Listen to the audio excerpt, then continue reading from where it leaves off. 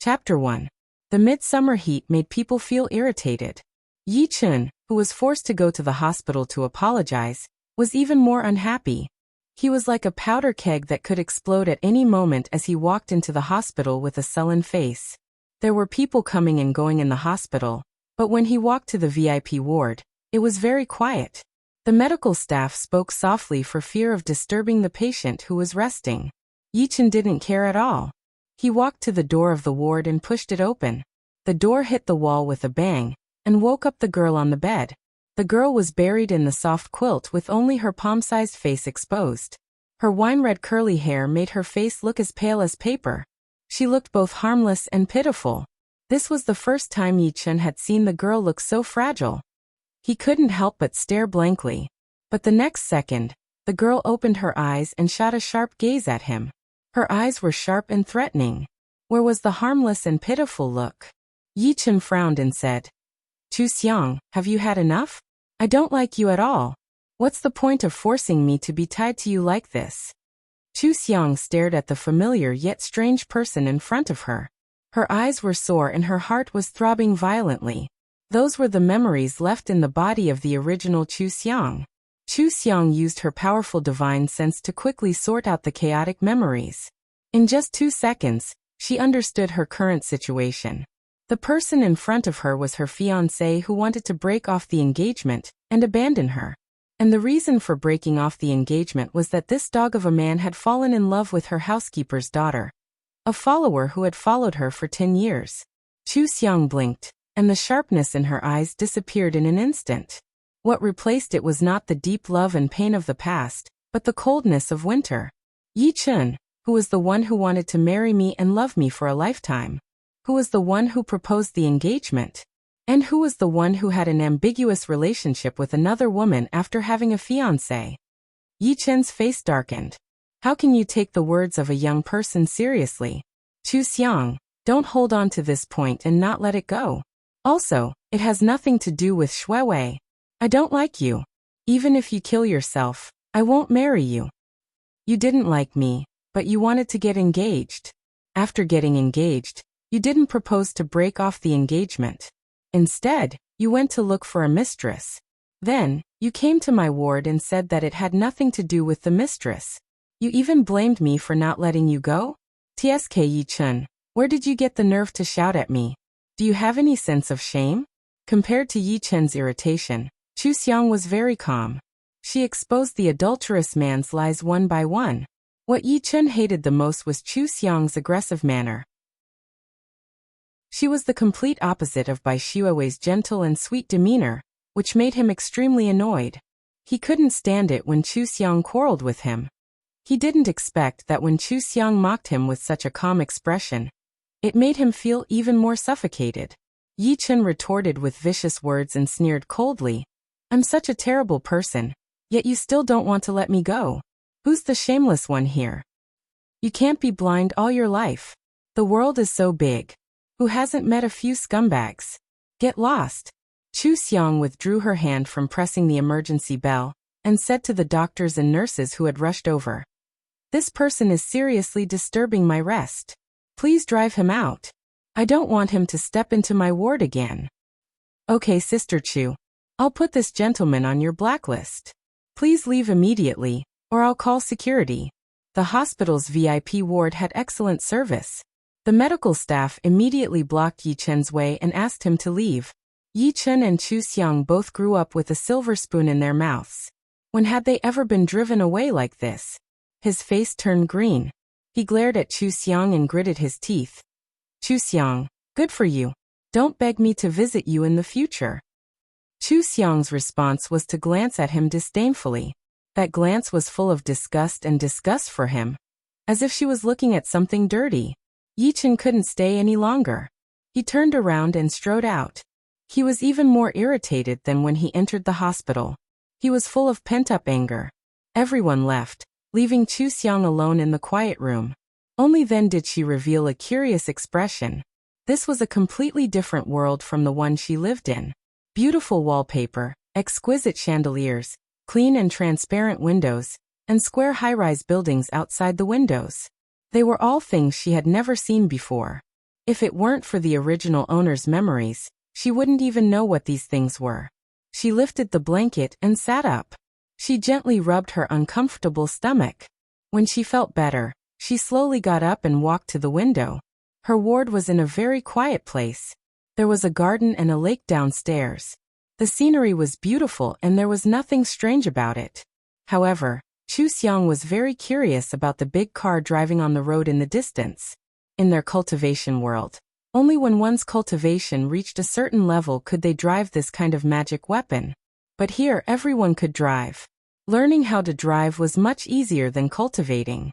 There was also the 1,000-mile sound transmission. Chu Xiang picked up the phone on the cabinet and opened it. She listened to the voice messages on WeChat one by one. The corner of her mouth hooked into a happy arc. This world was fun. She really made the right choice. Chu Xiang raised her hand and waved it in the air. An octagonal mirror appeared in front of her. The mirror was simple and elegant. It was only the size of a bowl, but it gave off an ancient and mysterious aura. This was Chu Xiang's natal magic weapon, the Heaven and Earth Mirror. Following her thoughts, the Heaven and Earth Mirror expanded to the same height as her. It floated in front of her, allowing her to clearly see her current appearance. Chu Xiang tidied up her seaweed-like hair and touched her pale face. She frowned in dissatisfaction. "Miss, you don't cherish yourself. How can loving others be better than loving yourself?" But if the original owner knew how to cherish herself, she wouldn't be here. She was originally a person from the cultivation world and accidentally became a devil cultivator. She wholeheartedly cultivated in order to ascend. Who knew that the heavens were so harsh on devil cultivators that they almost struck her to death during her tribulation? Fortunately, she refined the immortal level magic weapon, the Heaven and Earth Mirror. She was able to preserve her soul and escape the tribulation. While she was raising the tree, she suddenly thought it through. What was the point of painstakingly ascending? Those people fought in the cultivation world. Could it be that they cultivated in the immortal world? Wouldn't her life in the immortal world be the same as in the human world? Even if the immortals really didn't have any desires, how boring would it be for her to go up and stay with a bunch of blockheads? After thinking it through, Chu Xiang didn't want to stay in the original world. She had cultivated there for so long and was too familiar with everything. She didn't even have any fun. She had the Heaven and Earth Mirror and could travel through 3,000 worlds. Of course, she had to go to other worlds to take a look. Thus, she came to this world. She only had a soul. She had to possess a body to live in this world. The original owner had just stopped breathing when Chu Xiang entered this body. She made sure that the original owner would reincarnate into a good family in her next life. She exchanged with the original owner for this body. From then on, she was the Chu Xiang of this world. She could enjoy her new life to the fullest. Chu Xiang stayed in the hospital for 3 days. The original owner's body that had been poisoned by alcohol was nursed back to health. She also familiarized herself with the various things in the modern world and perfectly merged her memories. Now, it was impossible for anyone to tell that she wasn't the original Chu Xiang. After she was discharged from the hospital, Chu Xiang's parents pushed back the company's meeting to pick her up. They had come to see her twice in the past 3 days. She was already very familiar with them. This feeling of being loved by her parents was novel and warm. Chu Xiang liked it very much and became close to them. The family of 3 sat in the spacious back seat of the car.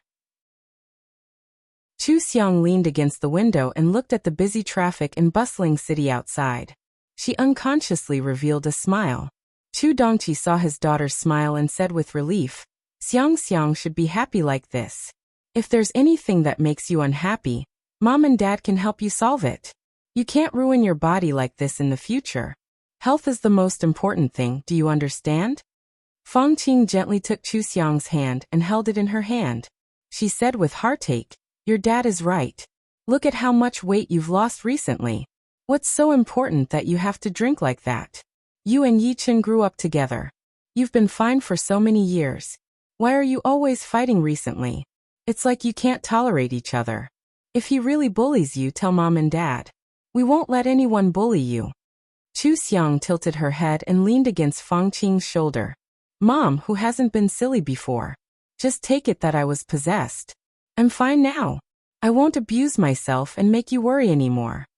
Feng Qing asked worriedly, Are you really fine? Chu Xiang nodded heavily. Of course. I was scared out of my wits when I was admitted to the hospital this time. How many years does a person live? I still have a lot of things that I haven't done yet. I can't harm myself for some random person. She sat up straight and smiled at the two of them. Mom, Dad, don't worry. I'll definitely be happy from now on. If anyone wants to make me unhappy, I'll make sure they'll never be happy again. Her witty words made the couple laugh. However, they could tell that Yi Chen had indeed made their daughter sad. Chu Dongqi asked seriously, Xiang, tell Dad. What did Yi Chen do? Dad will stand up for you. Chu Xiang raised her eyebrows and smiled. Dad, you think too highly of me. I'm already 20 years old. Do I still need to ask Dad to stand up for me? Dealing with Yi Chen was like child's play to me. Asking you to do it is like using a sledgehammer to kill a chicken. But I do have something to discuss with you. I want to fire someone. Chu Dongqi and Feng Qing looked at each other and asked at the same time. Who? Bai Ling, Chu Xiang said by Xuewei's mother's name. She's been working for us for a long time. Maybe it's because it's been so long that she's a little confused about her status. She thinks she's half a master of the Chu family. I want to fire her. Pay her the compensation according to the law. You're not allowed to give her a single cent more. The couple froze for a moment. Feng Qing recalled. Bai Ling likes to put on airs when she's with the other servants, but she's quite respectful to us. Xiang, does she have something to do with what happened to you this time? Most likely. Her daughter is always going against me. Not only does she want to trample me into the mud, but she also wants to steal my fiancé. Feng Qing's face suddenly darkened. She actually dared to do that. Yi Chen is also a bastard. When we get home, I'll fire her and ask them to leave immediately. Chu Dongqi also frowned and nodded.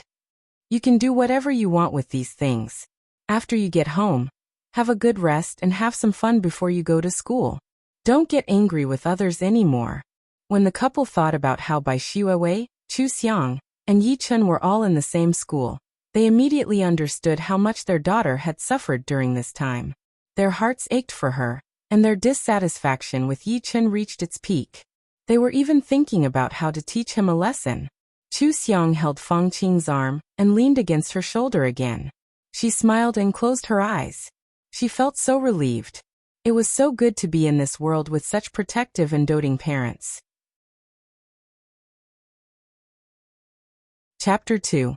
When Chu Xiang and her parents returned home, Bai Ling was waiting at the door with several servants. They welcomed her home with a smile. However, Bai Ling did not approach her like she usually did. Instead, she kept a distance and said, Xiang, are you feeling better now? I've already asked Auntie Li to make your favorite dishes. You should eat more later. Chu Xiang looked at her with a half-smile. She could tell from her slightly unnatural smile that she was reserved and guilty. Sure enough, as a mother, she knew what Bai Xuewei had done. How could being a servant in a wealthy family be as noble as inheriting a mother-in-law? No wonder Bai Xuewei did not restrain himself at school. The original owner of the body was also stubborn. How could her parents be so angry if she told them about this? The crying child would get candy. This was the truth everywhere. Chu Xiang walked straight up to Bai Ling. She looked at her decent servant uniform and sighed with a smile. Aunt Bai, you really have hidden your skills well. Bai Ling's eyes flickered. She smiled awkwardly and said, Xiang, what are you talking about? Why don't I understand? Chu Xiang tilted her head slightly. She looked a little cute, but her words were unusually sharp. Aunt Bai, how could you not understand? Your daughter is about to marry into a wealthy family. In the future, you will be Yi Chen's elder. How could you work hard at my house? Bai Ling's expression changed. She subconsciously looked at Chu Dongqi and Feng Qing's expressions. She remembered that her daughter used to say that Chu Xiang cared too much about her reputation. She would not tell anyone about this matter, so she would wait for a long time until Yi Chen's side was stable before she made a fuss. Why did Chu Xiang say it in front of so many people? Chu Dongqi and Feng Qing's faces darkened.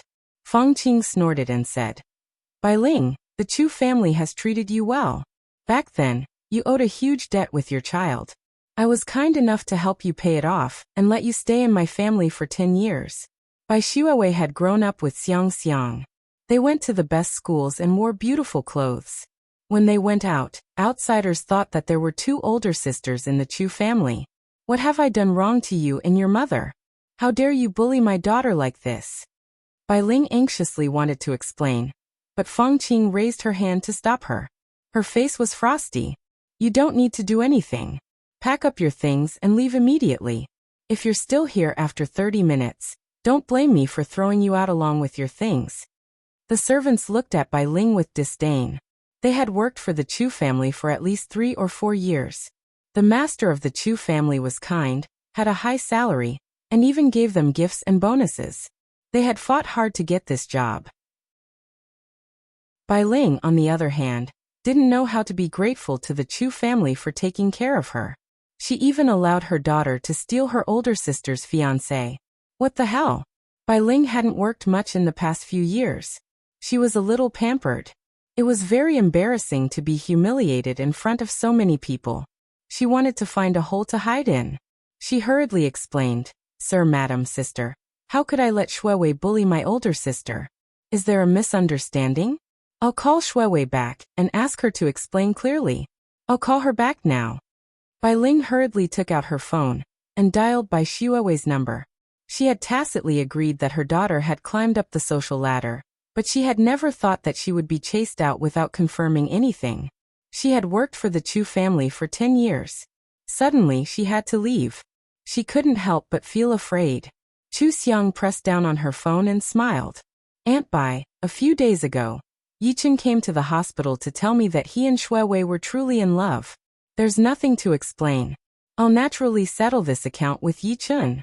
Xuewei gave me such a big gift, and I'll remember it in my heart. I'll definitely repay her well in the future. Go and pack your things. You don't want to be thrown out in such an embarrassing manner, do you? If you want to be in-laws with the Yi family, you can't make a fool of yourself. You only have 27 minutes left. The last sentence seemed to wake Bai Ling up. She looked at Chu Xiang, then looked at Chu Dongqi and Fang Qing. Finally, she stopped quibbling and hurried back to her room to pack her things. Chu Xiang gestured to the other servants with her chin. Aunt Bai's character is really not reassuring. Go and keep an eye on her. Don't lose anything. Yes, sister. The servants instantly understood and immediately went to Bai Ling's room to keep an eye on her packing. They had worked together for so many years. They could tell at a glance what was fake and what was taken from the villa. Bai Ling had worked for the Chu family for 10 years. There were many Chu family decorations in her room, such as bird's nest from the Chu family kitchen and so on. She didn't steal them. She just used them for a long time. Now that she was being stared at by these people, Bai Ling felt as if countless needles were pricking her body, especially when the servants were whispering at the door, saying that she was an ingrate, ungrateful, shameless, and that the daughter she taught was also a green TB *tch. Bai Ling almost fainted. She glared at them angrily. Hu Pao, what do you all know? Aren't you afraid of going to hell for gossiping? The servants looked at each other and laughed in surprise. You're not afraid of going to hell for doing such a thing. What are we afraid of? That's right. Your daughter is so capable. She lived the life of an elder sister from a rich family, and now she's even married to a rich young master. You haven't lived your life in vain. It's all because Sister Bai taught her well. Mother and daughter are of the same origin. They're both equally shameless. You. Bai Ling didn't know how to quarrel with others, especially when she was in the wrong and couldn't defend herself. She was so angry that she pointed at them and trembled all over. She couldn't say a word. A servant glanced at her watch. Sister Bai, hurry up. There are only 10 minutes left. Let's move our muscles and bones. We don't want to hurt ourselves when we throw things out later. Don't worry. We're in good health. We won't be tired from throwing things. The main thing is that we can't let some people dirty my eyes. Bai Ling knew that they could really throw her out. No matter how angry she was, she didn't dare to continue pestering them. She quickened her pace and hurriedly packed her things. She had just called Bai Xuewei, but unfortunately no one answered.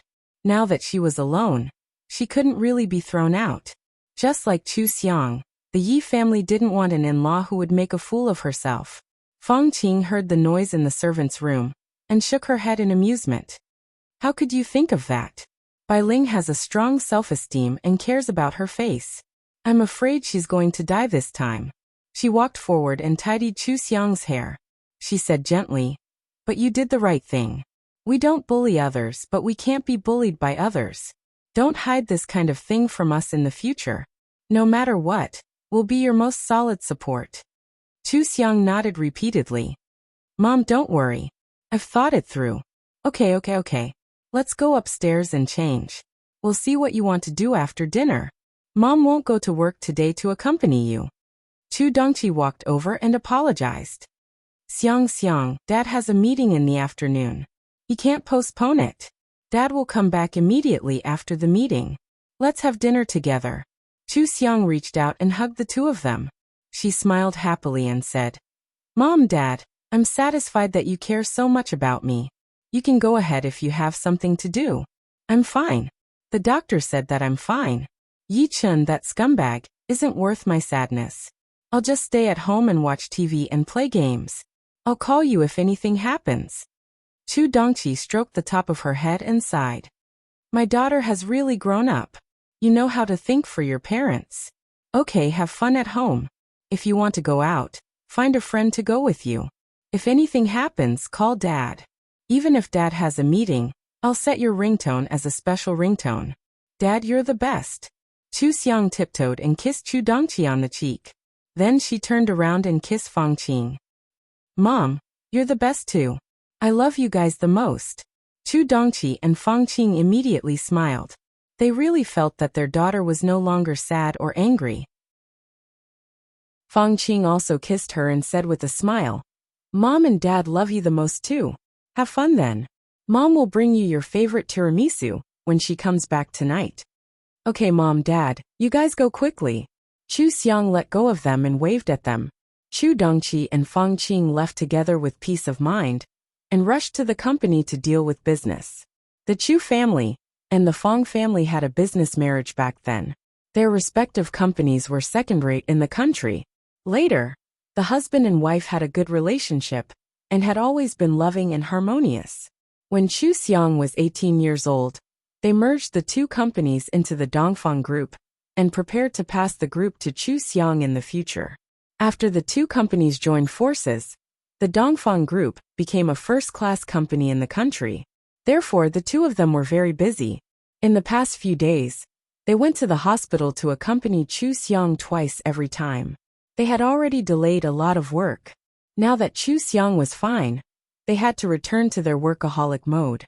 The original owner of the body had an infinite yearning for her own love, probably because she saw the love between her parents. That was why she was so sad and angry when she found out that Yi Chun and Bai Xuewei were together. The original owner of the body had been spoiled since she was young. She was stubborn and refused to believe that she and Yi Chun, who were childhood sweethearts, would lose to Bai Xuewei. She wanted to rely on herself to redeem herself and not let anyone know. In the end, Yi Chun refused to repent, and Bai Xuewei pretended to be innocent and pitiful. The original owner of the body was disheartened and drank until she lost her life due to alcohol poisoning. Chu Xiang didn't know whether the original owner of the body regretted it or not, but the dead couldn't come back to life. The original owner of the body was not a cultivator and could not retain her soul. She used the methods of the cultivation world to ensure that the original owner of the body would be reincarnated into a good family and wouldn't enter the path of animals or poor families in exchange for this body and identity. Before the original owner of the body left, she only hoped that she could treat her parents well. She was unfilial in this life, but she hoped that her parents could be happy and happy forever. Chu Xiang actually had no obligation to fulfill the original owner's wish. After all, their deal was fair. However, after seeing Chu Dongqi and Fang Qing, Chu Xiang changed her mind. She would treat them very well, and they would be a happy family in the future. No one could ruin their happiness. Chu Xiang walked around the living room downstairs and went upstairs to open the original owner's bedroom. She liked the pink princess-style room very much. However, the photo of the original owner of the body and Yi-chun on the bedside table ruined the beauty of the room. Chu Xiang went forward to tear down the photo, and then found an empty box. She threw all the photo albums and the things that Yi-chun gave to the original owner of the body into the box, and went downstairs to give it to a servant. "Help me pick out all the photos of Yi-chun, and cut them up and throw them away. These things were all given by that scumbag. I don't want them anymore. I'll see who wants them later. As long as they don't appear in the villa, it's fine." "Understood, sister." The servant patted her chest and promised that not a single trace of Yi-chun would be left behind. Chu Xiang ran upstairs with satisfaction. When Bai Ling came out with a few boxes, she only saw Chu Xiang's cheerful back. She was pushed out of the villa by the servant and stood alone on the boulevard in a daze. There was not a single car around. There was not even a shadow of a person in sight. There were only a few overturned boxes, which made her look very miserable. Bai Ling panicked again. Did her daughter steal Chu Xiang's fiancé? Why did Chu Xiang look so happy when she felt so miserable? Did she take the wrong step? Would Yi-chun really marry Shuewei? What would she do in the future? Where would she live if she was chased out? Everything in the future was unknown. Bai Ling looked at the door of the Chu family villa slowly closing in front of her, and suddenly felt a little regretful.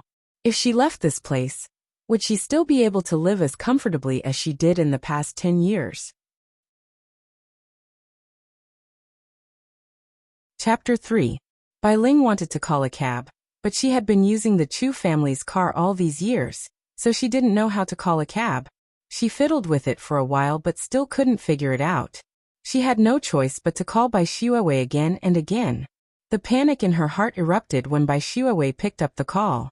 "Shuewei, Shuewei, I was kicked out of the Chu family. Come and pick me up. I'm too ashamed to face anyone." Bai Ling broke down and cried. Bai Shuewei said anxiously, "Mom, don't cry. Calm down. What happened? What kicked you out? Where are you now?"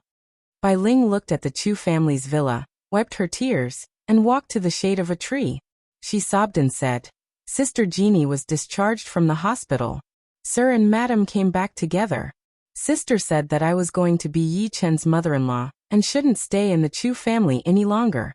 Madam also accused me of being ungrateful and allowing you to bully sister. They gave me 30 minutes to pack my things and then kicked me out. I'm at the entrance of the villa now. I can't move 7 or 8 boxes, so I can't call a cab. Shuewei, come and pick me up. The servants all scolded me for being shameless. I really don't have the face to stay here." "Mom, don't worry. I didn't think it through and caused you to be scolded. Find a place to sit down and wait. I'll go back right away." Bai Shuewei paused and said, "I'll ask Yi-chun to pick you up.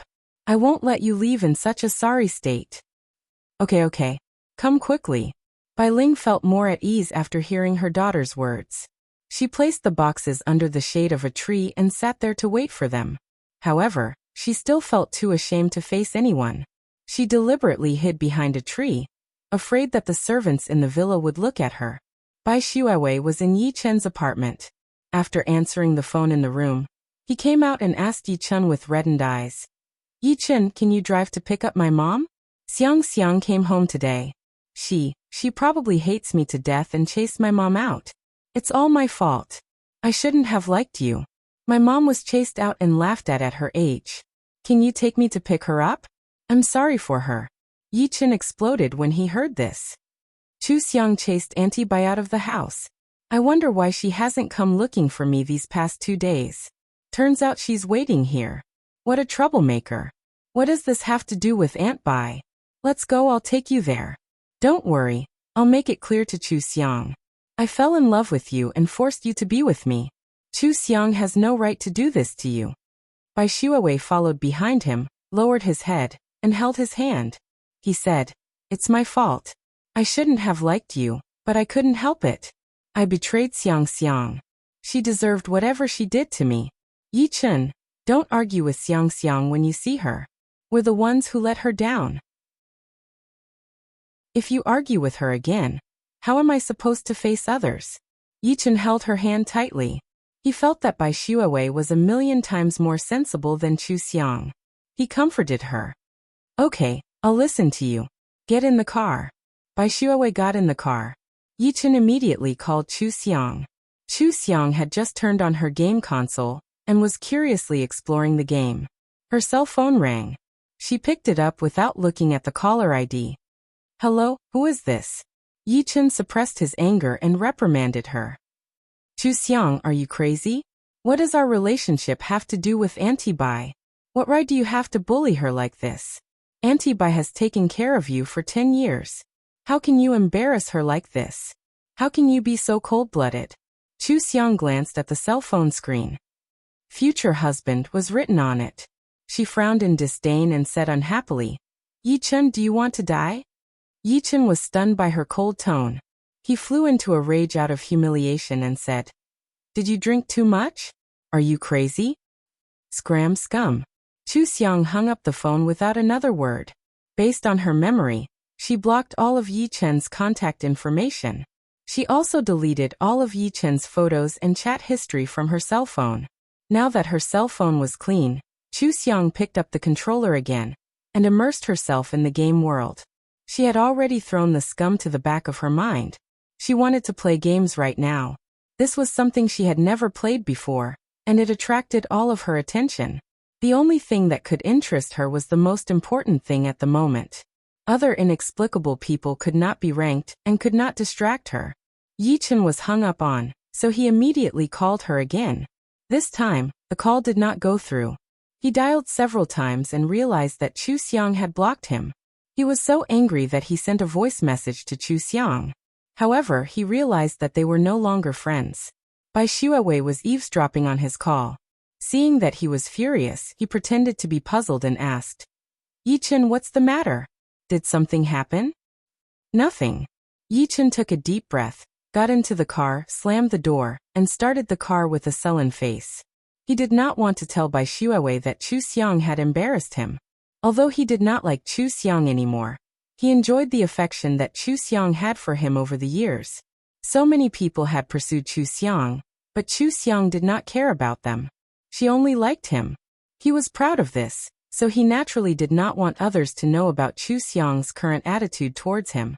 He felt that Chu Xiang was loosening the reins only to grasp them better. How could she change her feelings for him after so many years? This was just Chu Xiang throwing a tantrum again. He was most annoyed by Chu Xiang's princess-like behavior. The Yi family and the Chu family were on par with each other in the business world. Why should he coax Chu Xiang? He married a wife to make himself happy. Marrying Chu Xiang was just looking for trouble. If Chu Xiang was half as gentle as Bai Shuawei, he would not propose to break off the engagement. Yichen was angry. He drove the car very fast and did not say a word. Bai Shuawei grabbed the seat belt. She was a little scared, but she knew that Yichen was hot-tempered.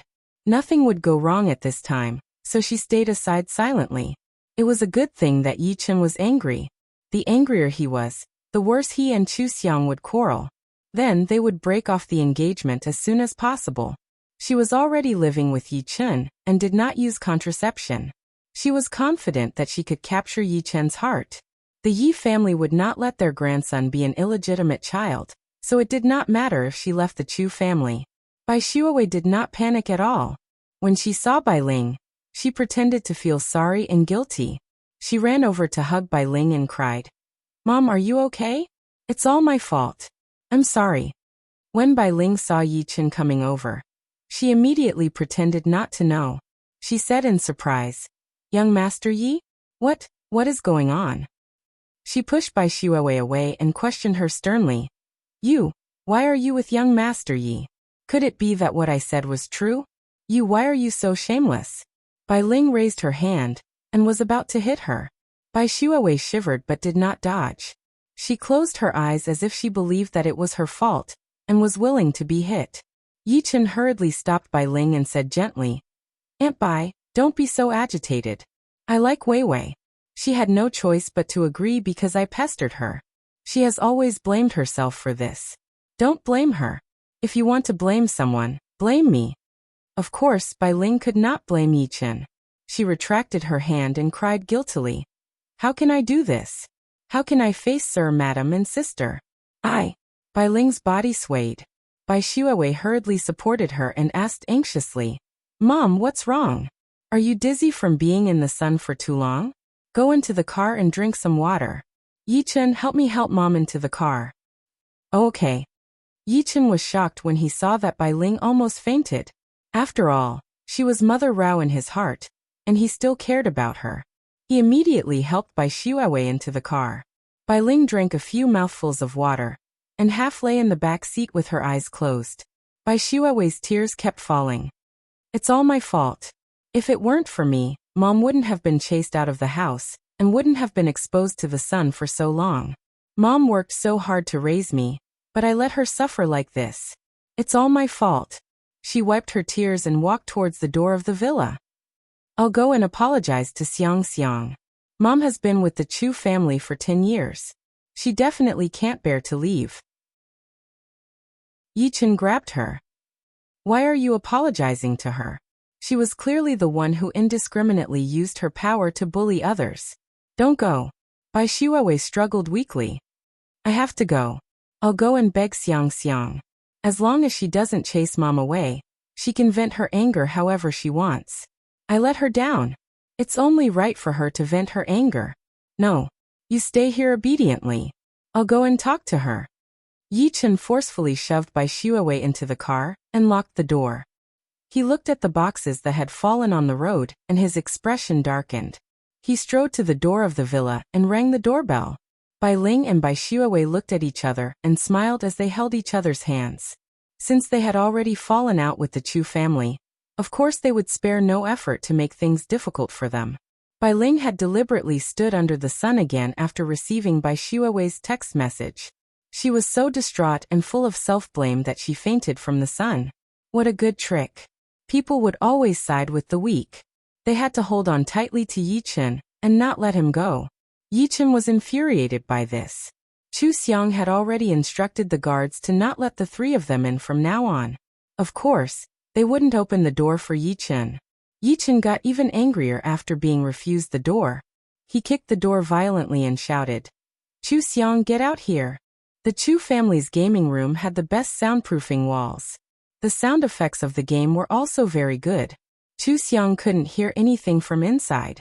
She had an excited smile on her face. She was so engrossed in the game that she felt like she had opened the door to a new world. How could she possibly remember that Yichen existed in this world? However, the servants downstairs knew that Yichen was making a scene at the door. They had already cut up the photos of Yichen and divided the gifts that Yichen had given to Chu Xiang. They liked the master who was easy to serve and looked down on Yichen for cheating on her. They knew that the master would definitely break off the engagement, so they weren't afraid that Yichen would become the son-in-law. They gathered together to discuss and decided to stand up for their older sister. The servants each carried their things and walked to the door. They asked the guard to open the door and put the boxes outside. They politely smiled and said, "Young Master Yi, I'm busy playing games. I'm afraid I don't have time to see you today. Please go back first. When Big Sister comes out, I'll let her know that you were here." Yichen was stunned when he saw the box of photos. He could even see his face in the gaps between the photos. Were these photos of him and Chu Xiang when they were growing up? He looked up and saw that each of them was carrying a few things that looked very familiar. He couldn't help but frown and ask, "What's with these things?" The servant replied understandingly, "Big Sister didn't want these and gave them to us. But Big Sister doesn't want to see these things anymore, so we put them at the door. When we go home for the holidays, we'll take them with us. We don't want them to be an eyesore to Big Sister. Young Master Yi, the people who live around here are all famous people. It's better if you don't wait at the door. It's not good if you're seen. Then we'll go in first. Take care." The servants casually put the gifts that Yichen gave them at the door, as if they were trash. Then they entered the house without looking back. Yichen stared at the box of photos. The anger in his eyes seemed to burn a hole in the box. When had he ever been humiliated like this? Even the servants dared to throw his dignity to the ground and step on it. Chu Xiang was really something. Yichen suddenly turned around and walked quickly to the car. The sound of the car door slamming scared Bai Ling and her daughter. Before they could react, the car drove off. Bai Ling's eyes widened and she said anxiously, "Box. My box." "I'll get someone to come and get it," Yichen said coldly. He didn't even look at them. If it weren't for them, he wouldn't have come here to suffer like this. All the efforts that Bai Ling and her daughter had put in to make him jealous were in vain. When Yichen couldn't see Chu Xiang, he vented all his anger on them. The two of them suffered the consequences of their own actions. They didn't even dare to breathe loudly under the pressure of Yichen. Chapter 4. When Chu Xiang came out of the game room, it was already late at night. During this time, Auntie Li brought her lunch and told her about the farce outside. Chu Dongqi and Fang Qing came to give her tiramisu. Seeing that she was having fun, they went out again. Chu Xiang ate a few mouthfuls of tiramisu when she failed to play the game. She thought that Chu Dongqi and Fang Qing didn't work overtime to accompany her. So she simply turned off the game and ran downstairs to find them. "Dad, Mom, what are we having for dinner?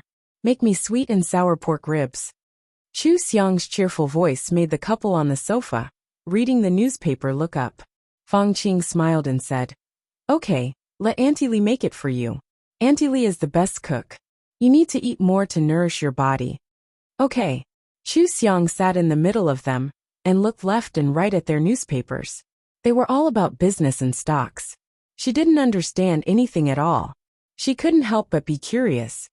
"Dad, Mom, is it difficult to manage the company?" Chu Dongqi took off his anti-fatigue glasses and smiled happily. Xiang, are you interested in the company? It's not difficult. Your mom and I have been managing the company well. You just need to learn. It's not difficult. If you want, come to the company and be my assistant. Dad will teach you," Fang Qing hurriedly said. "If you want to come, you can be my assistant. We have something in common.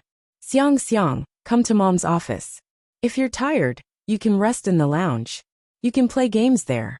If you want to learn, you can learn from Mom. What do you think?" Chu Xiang looked at them and laughed. "Aren't you afraid of spoiling me? Those rich kids are spoiled like this."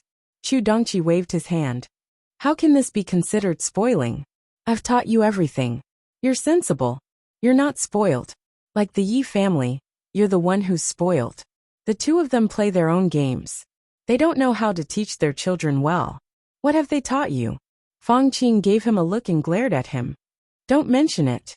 The two of them looked at Chu Xiang's expression. After all, they were still worried about her. Chu Xiang teased, "Dad, didn't you say that Yichen was a young talent?" "I was blind. Who knew that he was such a scoundrel?" Chu Dongqi saw that she didn't care, relaxed, and said with a fierce face, "I've already called Yi Zhenhong. This engagement must be cancelled. That stinky man is not worthy of you. Let him marry the stinky fish and rotten shrimp." Chu Xiang laughed so hard that she fell on Fang Qing's body. "Dad, you're so funny. Smelly fish and rotten shrimp, ha ha ha." Fang Qing touched Chu Xiang's hair and smiled gently. "That kind of person who doesn't know what's good for him is a stinky fish and rotten shrimp. Your dad didn't do anything wrong. Mom and Dad didn't consider this engagement carefully. At first, we only thought that Yi Chun and you grew up together. You've been together for more than 10 years. Even if old Yi and his wife weren't very loving, Yi Chun was still very respectful to us and took care of you. He was a good child and was quite smart. Who would have thought that he would grow up to be like this? No matter what, he shouldn't have gotten together with Bai Xuewei. He even blamed you for having a bad personality. It's Mom and Dad's fault. This engagement must be cancelled. Don't be sad for them in the future." Chu Xiang reached out and hugged her waist. "Mom, I already said that I don't care about them. Why don't you believe me?" "I believe you. Sister Wang, you didn't even show up when Yichen knocked on the door today." "Did he come?" Chu Xiang was stunned. She recalled that Yichen did come by when Auntie Li delivered lunch, but she was busy fighting the boss at the time and didn't notice. Chu Xiang smiled and said, "So what if he came? It's not like he's anyone important. Who would want to receive him? All right, let's not talk about them anymore. Go to the company and be an assistant. I'll be Mom's assistant. When we're free, let's go shopping and go to the spa together, okay?" "Okay, of course." Fang Qing smiled happily. She hadn't been so close to her daughter for a long time after she grew up. It was really a blessing in disguise. Chu Dongqi looked at the newspaper with a subtle expression and didn't say anything. Chu Xiang laughed and said, "Dad, you're just like those people sitting under a lemon tree in the TV variety shows. You're so jealous." Chu Dongqi smiled when he saw how happy she was. Their family was in high spirits. To them, Yi Chun, the Yi clan, and Bai Ling and her daughter were already insignificant outsiders. As long as they were happy, what did those people have to do with them? Of course, they still had to settle the score. Recently, the Chu family and the Yi family had a cooperation, and the negotiations were almost done. But the Chu family didn't have to cooperate with the Yi family. There was another family, the Xiao family, that was also very powerful. The Xiao family was considered a rising star in the business world. The previous head of the family had built the Xiao family from scratch. Unfortunately, he was overworked and fell ill before he was 50 years old. Now his son, Xiaohan, had taken over and allowed him to rest in the villa. Xiaohan was trained as an elite heir. He had good foresight and was reliable in doing things. Not only did he not cause the Xiao family to be in turmoil, but he also led the Xiao family to a higher level. At the age of 25, he appeared on the cover of major business magazines and became a true eligible bachelor. The Chu family's big project this time was very profitable. Xiaohan specially discussed with Chu Dongqi and made a perfect proposal. He was young and aggressive, and he was careful in doing things.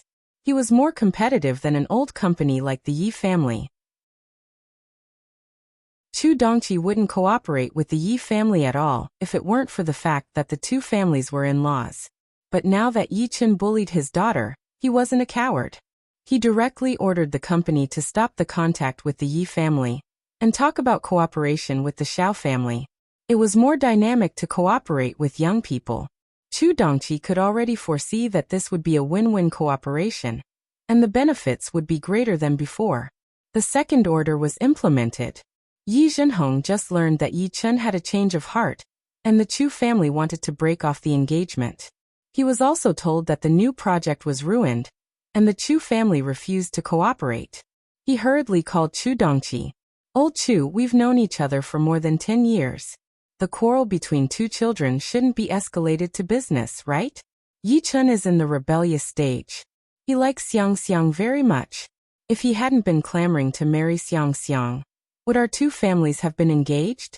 I'll teach him a lesson and ask him to apologize to Xiang Xiang. Don't be angry." Chu Dongqi snorted coldly. Rebellious stage? Our Xiang Xiang drowned her sorrows in alcohol and got alcoholism. Where is your son? He lives in the same room as Bai Xuewei. I don't dare to have such a son-in-law. My daughter can't be bullied by anyone. I've made up my mind. Old Yi, if you have time, take care of your son. If you let him continue to mess around like this, who will help you manage the company in the future? Okay, I have a meeting. I'm hanging up. Yi Zhenhong was a big boss after all. He couldn't continue to pester him. He sat in the office, suppressing his anger. After a long time, he dialed Yi Chen's number. "Come to my office immediately." Yi Chen drank in the bar all night and had a hangover. It took him a long time to get up, clean up, and drive to the company. As soon as he entered the door, Yi Zhenhong picked up the glass beside him and threw it at him. Yi Chen hurriedly dodged and changed his expression. "Dad, what are you doing?" "What am I doing? Do you know how much money you've made the company lose? More than 1 billion yuan. Do you know what it means for the Chu family to refuse to cooperate this time? It means that the Chu family will no longer cooperate with the Yi family in the future. Ever since the Chu family and the Fang family merged into the Dongfang group, they have surpassed us by a lot. If the Chu family suppresses us in the future, have you thought about the consequences?" Yi Zhenhong was disappointed. He looked at Yi Chen and wished he could beat him up. Yi Chen was stunned. He had never been in contact with the company's matters, and was still at the stage of being a Prince Charming in school. However, this didn't mean that he didn't understand what Yi Zhenhong meant. The Chu family refused to cooperate with the Yi family. They might even suppress them. This had just started, and the Yi family had already lost more than 1 billion yuan. Yi Chen was at a loss for a moment. He quickly came back to his senses and sat down opposite Yi Zhenhong. "Dad, aren't you exaggerating? When I was in the Chu family, they were worse than the Yi family. Now that the Chu family can develop well, why can't our Yi family? There are so many companies. Why do they have to cooperate with the Chu family? It's easy for you to say. What do you know? You only know how to play nanny. Yichen suddenly stood up with an ugly expression. Dad, can you say something nice? What nanny? I'm not playing either. Shuiwei and I are in love with each other? Yi Jinhong laughed mockingly and said, In love with each other? Do you think that woman is no longer a servant of the Chu family, just because you call her Aunt Bai? Do you think that Bai Shuiwei has become an elder sister, just because she's with Xiang Xiang? The Chu family is kind, and gave them a place to live, but they are good and stabbed a knife into the Chu family's heart. Are you out of your mind to think that such people are good? If they can stab the Chu family today, they can stab the Yi family in the future. Let me tell you, Bai Shuiwei has taken a fancy to your identity and your money. Dad, can you not be so utilitarian? You don't have feelings for my mother. So do you think there are no true feelings in the world?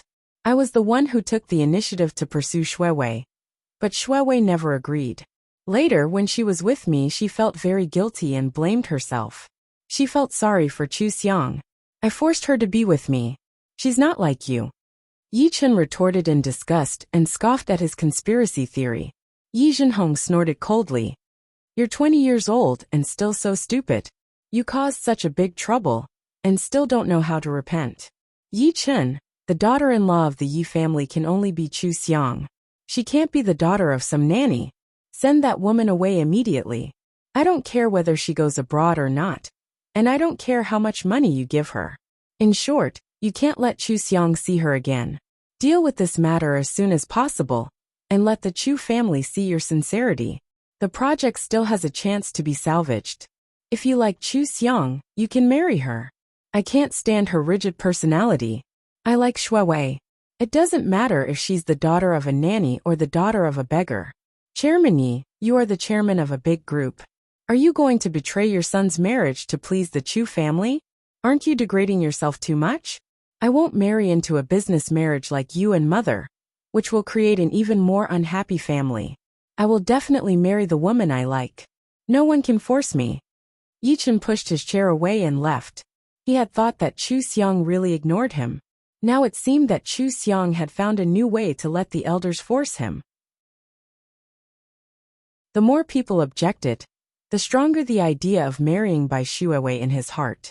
So what if the Chu family didn't cooperate with the Yi family? From the moment he wanted to break off the engagement, he never thought that the two families could still get along well. Was there no one else but the Chu family? Why didn't he believe that the Yi family could go bankrupt without the Chu family? If he compromised this time, wouldn't he be held hostage by the Chu family for the rest of his life?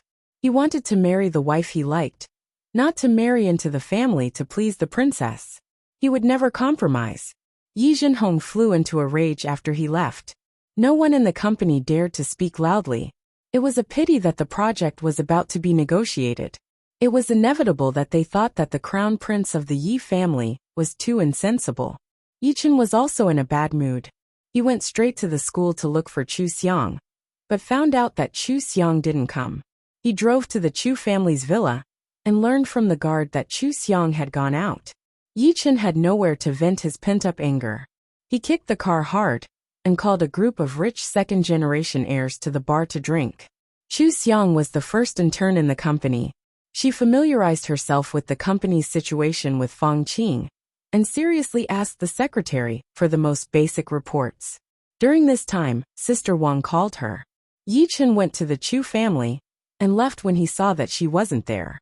Chu Xiang casually replied, "In the future, you don't have to talk to me about Yi Chen's matters. You can just send him away." She knew that she would be in charge of the Dongfang group in the future. At this moment, her mind was filled with all kinds of company data. Who would have the time to care about a scumbag ex-fiancé?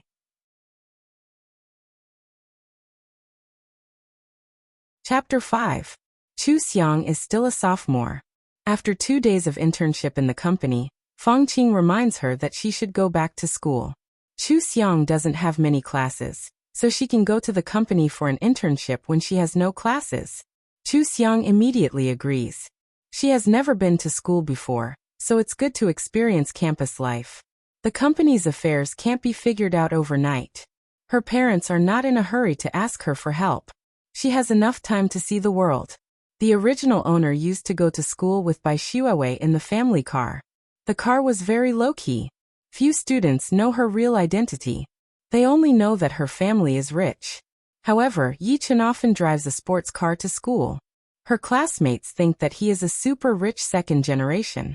He is handsome and can do everything. They are very popular with him. They also think that the original owner is climbing up his social ladder. Chu Xiang doesn't have the habit of keeping a low profile. She drives a fiery red sports car directly to school. Chu Dongqi gave it to the original owner on her 18th birthday. The original owner doesn't like cars very much. She usually goes with Bai Xuewei or Yichen. She almost never drives. Chu Xiang likes it when she goes into the garage to choose a car. She likes red the most. This red sports car is more beautiful than all her previous cars. Chu Xiang drives the car around the villa garden a few times. After familiarizing herself with the car, she goes straight to school. The Reiki in this world is thin. Chu Xiang can't cultivate. She can only absorb a small amount of Reiki to nourish her body. But her strong spiritual sense is not affected by time travel. She learns everything very quickly.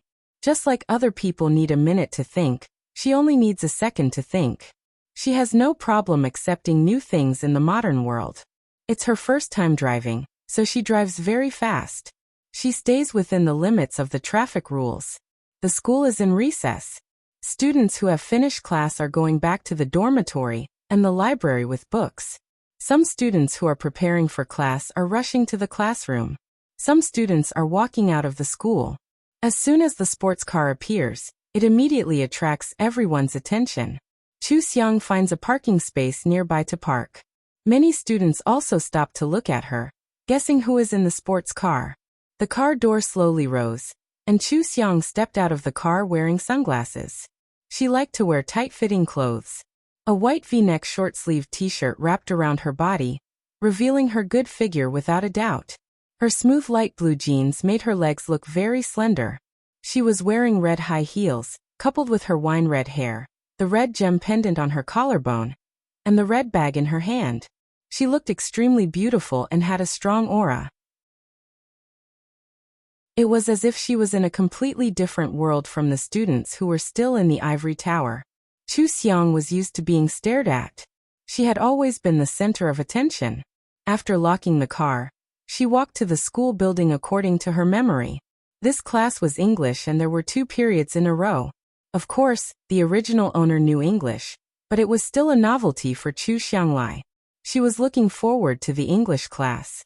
Someone recognized her and exclaimed. He covered his mouth and said to the person beside him, "Isn't she Chu Xiang? Didn't someone on the forum say that she was hospitalized for alcohol poisoning? Why are you back so soon? She was treated well by a rich person. Look at her car, how much does it cost? I didn't think Chu Xiang was so rich before. Could it be that Yichen compensated her? She was dumped by Yichen and was hospitalized. According to the character of the rich second generation on TV, he should have given her a check as a breakup fee, right? Anyway, I didn't think she was so rich before. Bai Xuewei is the real deal. She actually snatched Yichen away. What's so strange about that? Chu Xiang's grades are average, and she doesn't join any clubs. Besides being a little rich and pretty, what else does she have? Bai Xuewei is different. I heard that she will be the vice president of the student council next semester. She might be the president in her 3rd year. She also got first place in her major last time.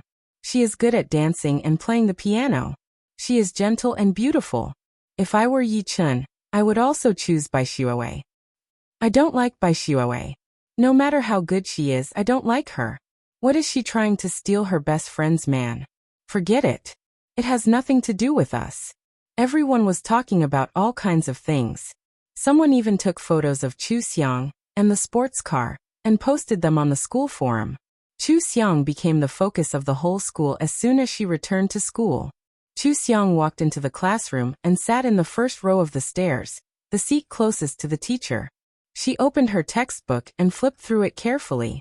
Her long hair fell on the book, and made her feel a little awkward. She casually tied her hair into a low ponytail, which actually made her look much quieter. The students took their seats one after another and discussed animatedly. Chu Xiang seemed to have turned on some kind of shield.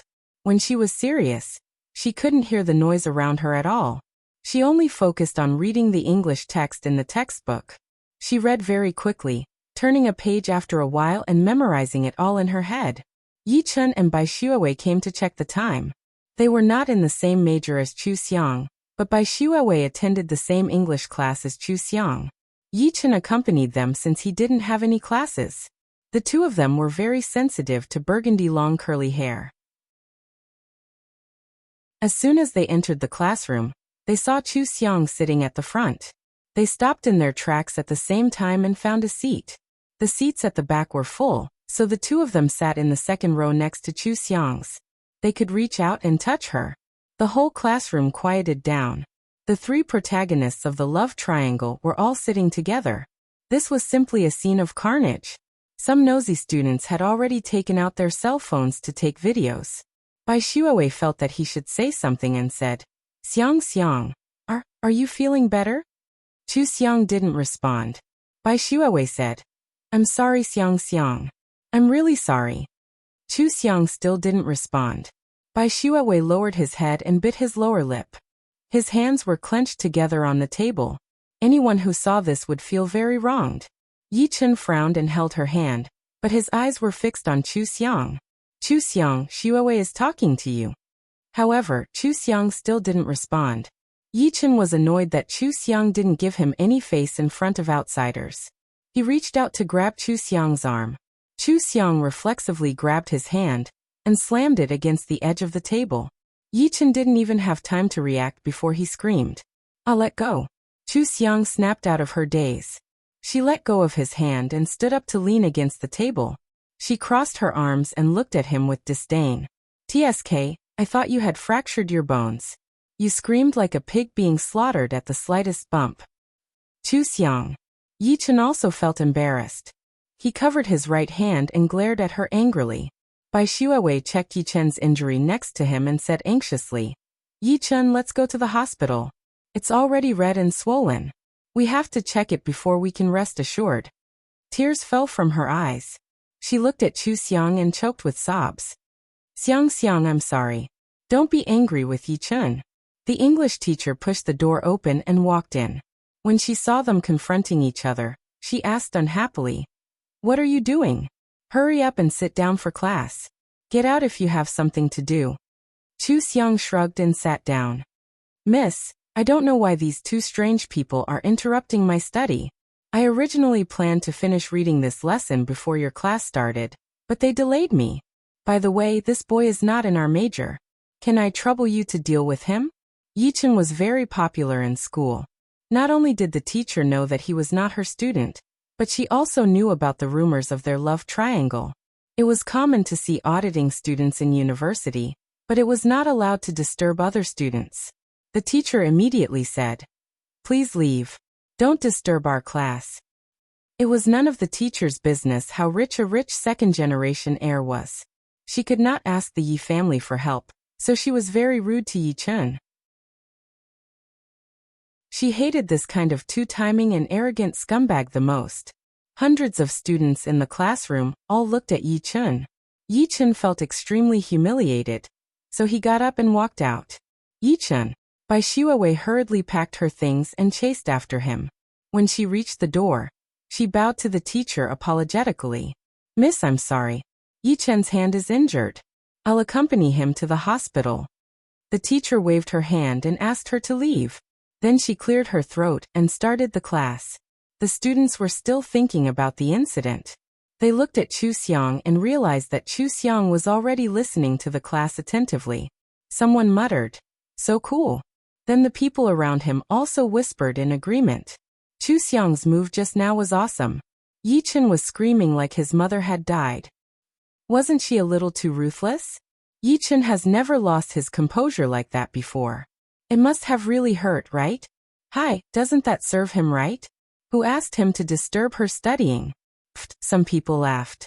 Ever since they graduated from high school, They had never heard of such a way of disturbing a student studying. But thinking back, Chu Xiang did seem to be studying seriously at that time. Yi Chun and Bai Xiuwei just did not have the foresight to disturb her. Some people felt that Chu Xiang was too ruthless, while others felt that she was very cool. Some people felt sorry for Yi Chun, while others sympathized with Bai Xiuwei.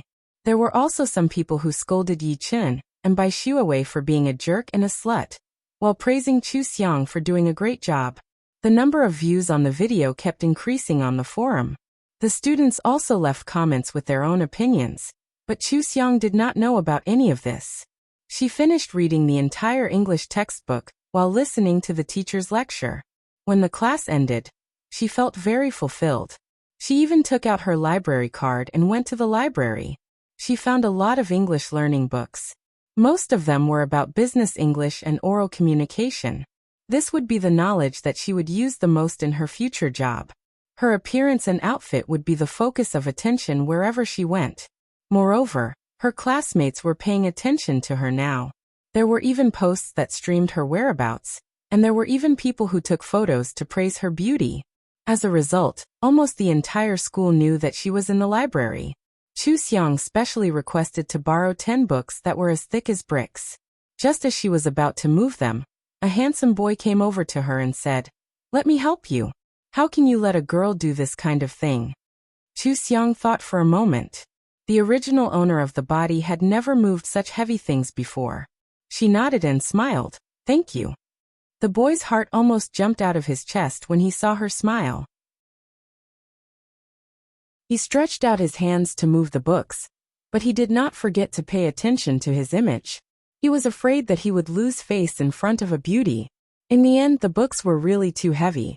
Although he could move them, he was wobbly and could not even walk steadily. Chu Xiang did not expect the boy to be so weak. She thought of the very high stairs outside the library. If the boy dropped the books, they would roll everywhere. She would have to spend a lot of effort to pick them up. Just thinking about it made her feel that it was troublesome. She hated trouble the most.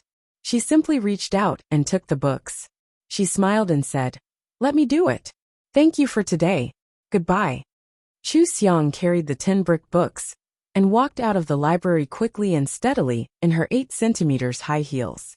She walked down the stairs as if she was walking on flat ground. The boy and the other students in the library were dumbfounded. Were girls these days so strong? What use do the boys have?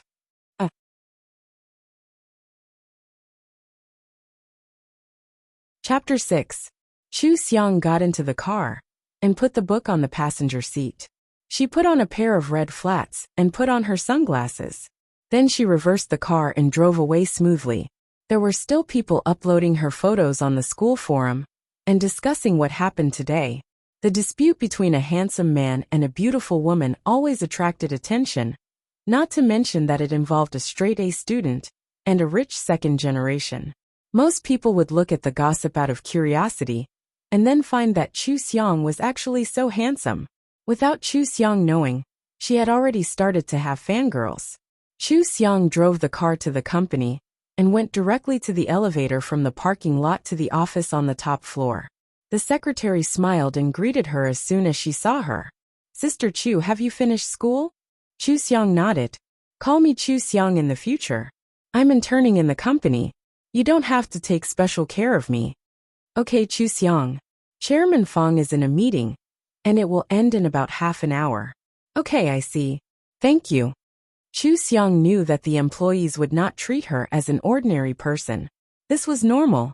As long as they could get along well with her and not treat her like a sister, she would be fine.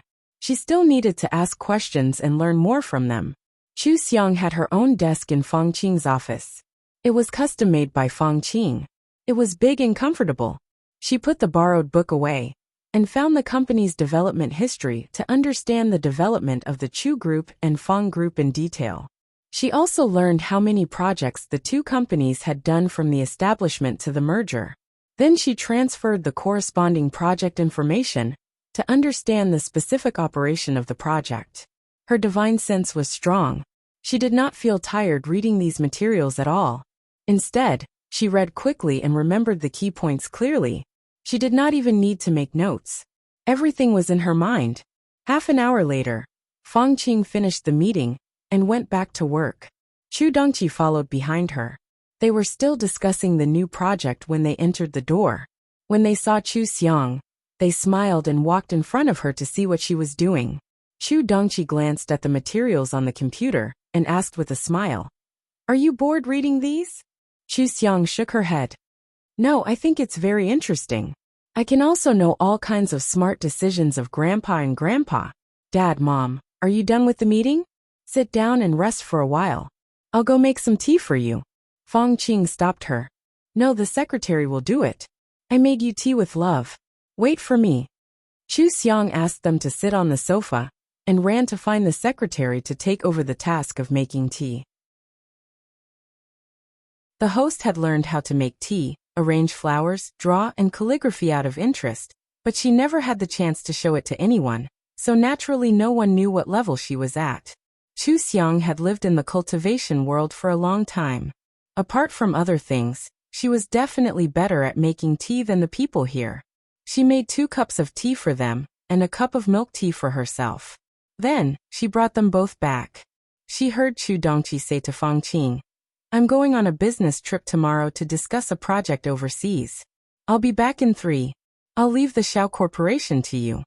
Fang Qing nodded. "I'll meet with Xiao Han and discuss the details of our cooperation.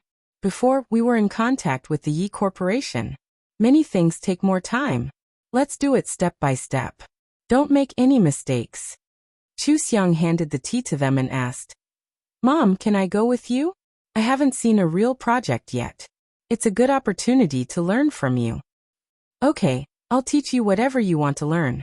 The company's business needs practice to grow quickly. How about this? You'll be the assistant when we're in contact with the Xiao Corporation. You'll help Assistant Liang contact them, set a time and communicate with them. If there's a meeting, you can sit in and take minutes. Then you can draft plans and practice on the documents in private. I'll help you correct them." This was the most basic work of the project. It wasn't difficult, but it was the most direct way to understand everything about the project. Following Fang Qing from the beginning to the end, seeing all the steps of a project and experiencing all the effort put in to complete a project, was indeed the most suitable way for Chu Xiang to grow up. Chu Xiang nodded with her chest high. "Okay, I'll ask Secretary Liu how to take minutes and learn the things to pay attention to when communicating with the Xiao Corporation." Chu Xiang drank more than half a cup of milk tea and ran to the secretary's office with her laptop. Fang Qing shook her head and laughed. "You really do what you want to do immediately." Chu Dongqi sipped the tea and leaned comfortably on the sofa. He narrowed his eyes. "My daughter is so good.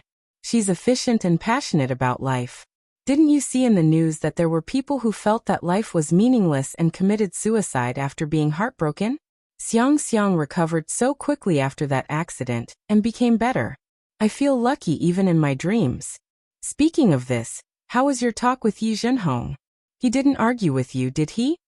Fang Qing only had one precious daughter. He couldn't bear to scold or hit her, but she was bullied by Yi Chen. Now he felt disgusted when he thought of the Yi family. Chu Dongqi snorted. "If he dares to argue with me, I'll skin him alive even if it's at the expense of my own interests. Don't worry. I didn't have time to talk to you in the meeting just now. I just talked to him on the phone this morning. We've already talked about breaking off the engagement. In the future, Xiang and Yi Chen will have nothing to do with each other." Fang Qing was relieved. "That's good. I asked Assistant Liang to keep an eye on Bai Xuewei. She and Bai Ling both live in the apartment under Yi Chen's name and haven't moved out. Yi Zhenhong and his wife didn't strictly discipline Yi Chen. There's no need to contact such a family in the future. It just so happens that the rise of the Xiao group can make up for our shortcomings after the break with the Yi group. This time, we'll cooperate with the Xiao group to maintain a good relationship and stay away from the Yi family in the future." "Yes, sir." Chu Dongqi smiled and made a salute, which made Fang Qing laugh. Both of them were very happy that they could alienate the Yi family without causing any losses. They also had more expectations for the cooperation with the Xiao group this time. Yi Zhenhong was having a headache. He didn't expect that such a small thing would cause such serious consequences. He couldn't help but feel that the Chu couple was a little too protective of their child. How many families like them didn't cheat? Wouldn't it be fine as long as they didn't make any mistakes? Although Yi Chen proposed breaking off the engagement a little too much, he would take care of it. The Chu family didn't even give him this opportunity, and there were signs of breaking with the Yi family, which made him very gloomy. Before he could think of a way to ease the relationship, he received a call from Yi Chen. Yi Chen's tone was cold. "Dad, no matter what you do, I must break off the engagement. I can't stand Chu Xiang. She humiliated me in front of hundreds of students today. Marrying such a woman will shorten my life by 10 years. Don't threaten me with breaking off the engagement. I will never marry Chu Xiang. It's useless no matter how many methods you come up with." Yi Zhenhong sneered. "You still won't marry her? You can't marry her even if you want to. The Chu family has already broken off the engagement with us. Now you have nothing to do with Chu Xiang. Are you happy? The company has lost more than 1 billion yuan. Is your nanny worth more than 1 billion yuan?" Yi Chen was stunned for a moment. He even suspected that he was hallucinating. After a long time he asked, "Did Chu Xiang really agree to break off the engagement? Dad, you didn't lie to me, did you?" "Why would I lie to you? Move back home immediately. Don't hang out with those dubious people outside. If I don't see you at night, all your cards will be suspended." Yi Zhenhong hung up directly after he finished speaking in a low voice. Bai Xuewei was with Yi Chen. She heard the contempt in Yi Zhenhong's words. Those words were like sharp knives, stabbing her pale face and making her very embarrassed. She stood aside with her head down and her back straight, waiting for Yi Chen to comfort her. She knew that Yi Chen liked her to be proud and not feel inferior, but she waited for a long time and didn't hear a word from Yi Chen. Yi Chen was at a loss now. He had always wanted to break off the engagement with Chu Xiang. He had this idea for almost a year, but now that it was really broken off, he didn't feel as happy as he imagined. Instead, he felt empty in his heart, as if he had lost something important. He used to like Chu Xiang. They were childhood sweethearts, and their family backgrounds were similar. Many people in the circle had praised them as a golden couple, and they were a perfect match. He also thought so and was proud to have such a good fiancé. They had done all the 21 things that were widely spread on the internet before. That period of love was the best memory between them. Why didn't he like it later? Chu Xiang was the princess in the family. When he stood her up, she could be angry for a long time, and even needed Bai Xuewei to help him coax her. When he made Chu Xiang angry, Chu Xiang didn't give him face in public. It was Bai Xuewei who helped to smooth things over and save his face. When they quarreled, Chu Xiang never took the initiative to apologize. On the contrary, Bai Xuewei would find opportunities to help them reconcile. He gradually began to compare Bai Xuewei with Chu Xiang. One made him feel very comfortable, and the other always needed to be coaxed and spoiled. He was impatient with Chu Xiang. He often thought that there were so many girls in the school who wanted to please him and pursue him. How could he coax Chu Xiang? Then Bai Xuewei began to stand out in the school. She got the first place in her major. She amazed all the teachers and students at the party with her dancing. She played the piano beautifully. He had never noticed that Bai Xuewei was so versatile. She was also very gentle and considerate. His gaze fell on Bai Xuewei more and more. Finally, he couldn't help but express his goodwill to Bai Xuewei. Bai Xuewei's refusal to avoid arousing suspicion made him feel that she was kind-hearted and not a girl who was greedy for vanity. He and Bai Xuewei were also childhood sweethearts. They had known each other for 10 years. In the past, Bai Xuewei always seemed like Chu Xiang's shadow. After getting to know her better, he realized that she was such a good girl, so outstanding and so gentle. That was why he started to pursue Bai Xuewei passionately. Finally, after a quarrel with Chu Xiang, Bai Xuewei agreed. Bai Xuewei didn't want to ruin his relationship with Chu Xiang. She asked him to keep it a secret. When he didn't like her anymore, she would leave quietly and pretend that nothing had happened. Everything that Bai Xuewei did made him feel sorry for her. That was why he had the idea of breaking off the engagement with Chu Xiang. He wanted to have a happy family. He didn't want to be like his parents who treated each other respectfully and played on their own. That was why he insisted on breaking off the engagement. He wanted to be with the person he truly liked. He had expected that Chu Xiang would make a fuss. He was very impatient because he had a premonition that Chu Xiang would make a fuss until both parents came forward to put pressure on him. He was even prepared to have his card suspended to resist his family. In the end, Chu Xiang broke off the engagement just like that. Yi Chen recalled the box of fragmented photos outside the Chu family's house, the gifts that were given to the servants, the coldness of Chu Xiang when they met, the failure of the cooperation between the Chu family and the Yi family, and the decisiveness of the Chu family in breaking off the engagement. He suddenly realized that those actions that he thought were just Chu Xiang continuing to make a fuss were all true. Chu Xiang really didn't want him anymore. She had broken off the engagement and wouldn't pester him anymore. He was at a loss. Before Chu Xiang was hospitalized, she still couldn't let go of their relationship of more than 10 years and asked him not to have a change of heart. Why did she let go so easily now?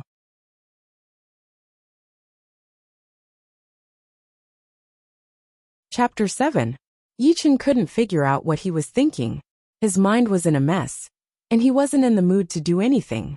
He said to Bai Xuewei, "Chu Xiang and I have broken off our engagement. We really don't have anything to do with each other this time." Bai Xuewei's eyes lit up. When she looked up, tears fell from her eyes.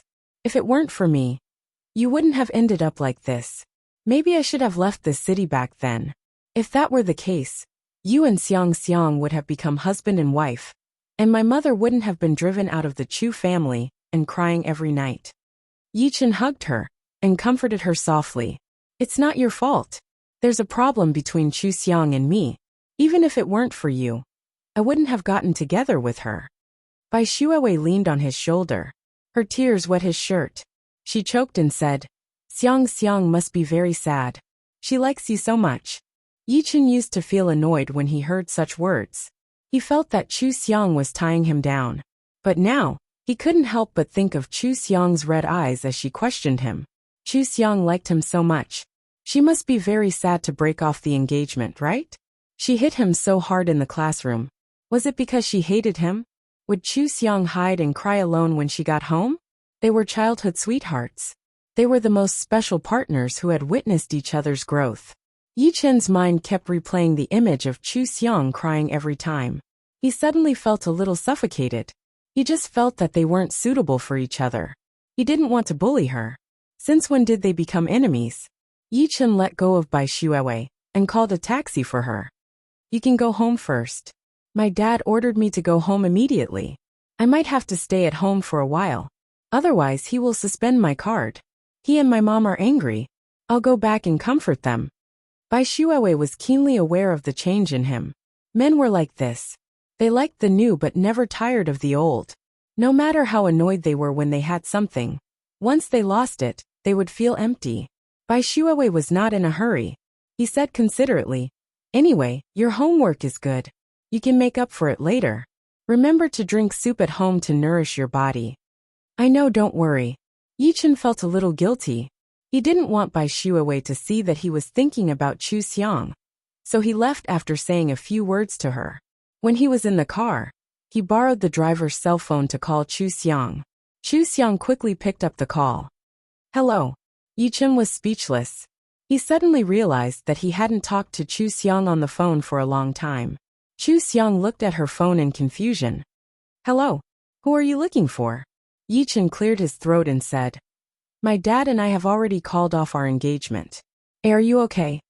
When Chu Xiang heard the word engagement, she knew who he was talking about. She was a little puzzled. "Do you think I'm not okay?" "Why?" "Because I lost a piece of trash that was used by someone else?" Yi Chen's face instantly darkened. He gritted his teeth. "Chu Xiang, who are you calling trash? What do you mean by used by someone else? Are you living in a feudal society?" Chu Xiang thought about it seriously. Women in a feudal society don't think like that. Other people's normal relationships are not trash. "But weren't you my fiancé before? Isn't it cheating if my fiancé fooling around with someone else? Isn't that someone else using my things? What's wrong with calling you trash?" "TSK, just thinking about it makes me feel dirty. You just want to ask me if I'm okay? Then I'm fine. Don't call me in the future. It's disgusting. I'm hanging up." When Yi-chun heard the busy tone, he threw his cell phone to the ground. The driver was startled and drove the car in a zigzag pattern. The driver immediately stopped the car by the roadside and picked up the cell phone on the seat to check. He said angrily, "What's wrong with you? I was kind enough to lend you my cell phone, but you threw it." I'll compensate you." Yi-chun impatiently transferred 5,000 yuan to the driver. He pushed open the door and got out of the car. The driver muttered unhappily behind his back, "So what if you're rich? You're so rude. You're crazy." Yi-chun walked along the roadside with a cold expression. His mind was filled with Chu Xiang's disdainful words. The sweet throb between him and Bai Shuawei had been labeled as dirty by Chu Xiang. When he thought of Chu Xiang, he could only think of how she kept calling him trash. It was like a demon's voice ringing in his ears. If Chu Xiang had said this to him very angrily, he might not have been so angry. After all, nothing good could come out of an argument, and his own words were not pleasant to hear either. However, Chu Xiang was just calmly saying that something had happened. The truth was, Chu Xiang really thought that way in her heart. Chu Xiang suddenly agreed to break off the engagement, threw away their things, refused to see him, and refused to pick up his calls. Could it be that she thought he was dirty? Yi-chun's hands in his pockets clenched into fists. He was so angry that his chest heaved up and down. He dialed the number at home. Instead of calling the driver to pick him up, he thought to himself. He sneered as he thought to himself. Chu Xiang disliked him? He still disliked Chu Xiang for being bad in every way. Today, Chu Xiang was unyielding. He wanted to see what kind of man Chu Xiang could find. After Chu Xiang hung up the phone, she called for a door-to-door service and changed her SIM card. The original owner of the body used to be inseparable from Bai Shuawei. She didn't have any other best friends. Even if they were close, they weren't particularly close. Moreover, those weren't the current Chu Xiang. She only told her parents, tutors, and people at the company her phone number. She would add the others in the future if they were fated to. This way, she probably wouldn't receive any calls from that scumbag Rao. Chu Xiang arranged Fang Qing's schedule in the study at home. She sent it to Assistant Liang for approval. Assistant Liang quickly approved it, and even sent her a like emoji. After Chu Xiang finished her work, she took out an English major book to read. Fang Qing brought in a glass of milk and reminded her, "Don't stay up too late. You still have classes tomorrow morning." Chu Xiang looked at the time and smiled. "It's 10 o'clock now. I'll go to bed at 11. Mom, don't worry. I'll rest when I'm tired." "Okay, see for yourself." Fang Qing was happy to see her daughter focusing on her career. She smiled and stroked her hair before leaving. Love was illusory and difficult to control. Her career was much more reliable than love. If Chu Xiang could grow up and take over the Dongfang group, then even if her love life didn't go well in the future, she would have a huge group to rely on. Fang Qing stood at the door for a while. After returning to her room, she drafted a plan. She listed everything she could teach Chu Xiang, and the projects the company could let Chu Xiang participate in. She planned to train Chu Xiang in a planned way. Now that the child had grown up, it was time for her to lead her to see a wider world. The next day, Chu Xiang wore a red V-neck dress to class. Her high ponytail was tied behind her head. She looked very energetic, but she was as good-looking as before. She had a kind of aggressive beauty. Bai Shuawei's temperament was the complete opposite of hers. She wore a pure white dress with a soft and beautiful face. She looked gentle and lovely. Her slight smile made people feel like they were bathing in the spring breeze. The two of them could be said to be enemies on a narrow road. They walked up the stairs from the east and west, and happened to meet at the door. The students nearby who noticed them subconsciously lightened their footsteps. They didn't dare to imagine what it would be like if the two beauties quarreled. The girl next to Bai Shuawei tugged at Bai Shuawei and said, "Wei Wei, be careful." Bai Shuawei pursed her lips, stopped in her tracks, and walked toward Chu Xiang as if she had something to say. Chu Xiang didn't look at her at all. As she walked, she took out her textbook from her bag and walked into the classroom without stopping for a second. She found a seat in the middle of the first row and sat down to read the textbook seriously. Bai Shuawei's prepared words were suddenly choked in her throat. She had already revealed a smile, Many people could tell that she was about to speak to Chu Xiang, but Chu Xiang acted as if she didn't see her, and just walked past her. She was so embarrassed that she wished she could rewind and start over. If she had known that Chu Xiang would ignore her, she would have treated Chu Xiang as if she didn't exist. Bai Xuewei walked into the classroom with her head lowered. The girl next to her muttered a few words about Chu Xiang and pulled Bai Xuewei to sit in the last row. Chu Xiang read 2 pages of the textbook and took out her phone to send a message to Special Assistant Liang to confirm her schedule. After they agreed to meet at 2 o'clock, she set her phone to vibrate and looked up to wait for the teacher to come in. This lesson was about accounting. Chu Xiang realized that it had something to do with the company's account books, so she learned it very seriously. The teacher recognized that she was Chu Xiang, who had caused the number of posts on the forum to skyrocket. On a whim, he asked her to answer a few questions. Unexpectedly, Chu Xiang answered all of them correctly. It was obvious that she had prepared in advance. The teacher smiled with satisfaction. Before the class ended, he said, "All of you have to be as serious as Chu Xiang. You can only learn real knowledge if you work hard. When I ask questions in the next class, I hope that all of you can answer all of them correctly like Chu Xiang did today." Class is dismissed. Chu Xiang looked at the time and quickly put the textbook into her bag. The girl next to her looked at her and plucked up her courage. "Chu Xiang, you are awesome." It was the first time that Chu Xiang had heard someone praise her in this world. She smiled at her sincerely. "Thank you." The girl and the boys and girls next to her were all stunned. They had admitted that Bai Xuewei's smile was very beautiful, very comfortable, and very approachable. They couldn't help but want to smile back. However, Chu Xiang smiled. Her smile was sunny and full of enthusiasm, revealing unparalleled confidence and publicity. It was impossible for people to look away. Before Chu Xiang, they had never thought that a smile could be so infectious. Chu Xiang usually didn't pay much attention to people. This was the first time that they had seen her smile so sincerely. Someone immediately said boldly, "Chu Xiang, you should smile more. You look so beautiful when you smile." "Yet Chu Xiang, you look better than a celebrity. I have a feeling that you will become the campus goddess." "Thank you." Chu Xiang smiled at them again. She took her bag and stood up. "I'm in a hurry. I'll be leaving first. Goodbye." "Goodbye." A few students nearby smiled and waved at her. They felt that she wasn't difficult to get close to, and that she was quite a nice person. At this moment, the girl next to Bai Xuewei suddenly pulled Bai Xuewei and ran in front of Chu Xiang. She stopped her and said, "Chu Xiang, what do you mean by this? You pretended to be blind when you saw Wei Wei just now. Now you know how to talk to people? You know very well why Yi Chen dumped you. Besides, didn't you take the breakup fee? What right do you have to blame Wei Wei?" Bai Xuewei hurriedly pulled her back. "No, there was no breakup fee. Don't panic." Chu Xiang stopped in her tracks. "Who are you?"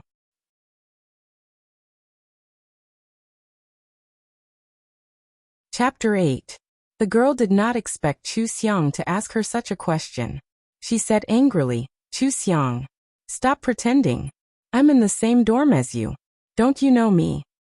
I've never stayed in a dorm before. Why should I know you?" Chu Xiang took a good look at her and found her identity from her memory.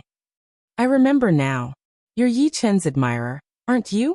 I remember that you sent him love letters 6 times, but he threw them into the trash bin every time.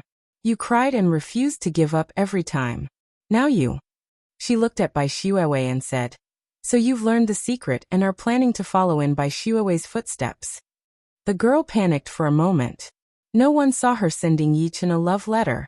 How did Chu Xiang know? Did Yi Chen tell Chu Xiang about this? Bai Xuewei looked at her in disbelief. Her expression changed slightly. The girl grabbed Bai Xuewei's hand and explained, "There's no such thing. Wei Wei, don't believe her." Then she glared at Chu Xiang.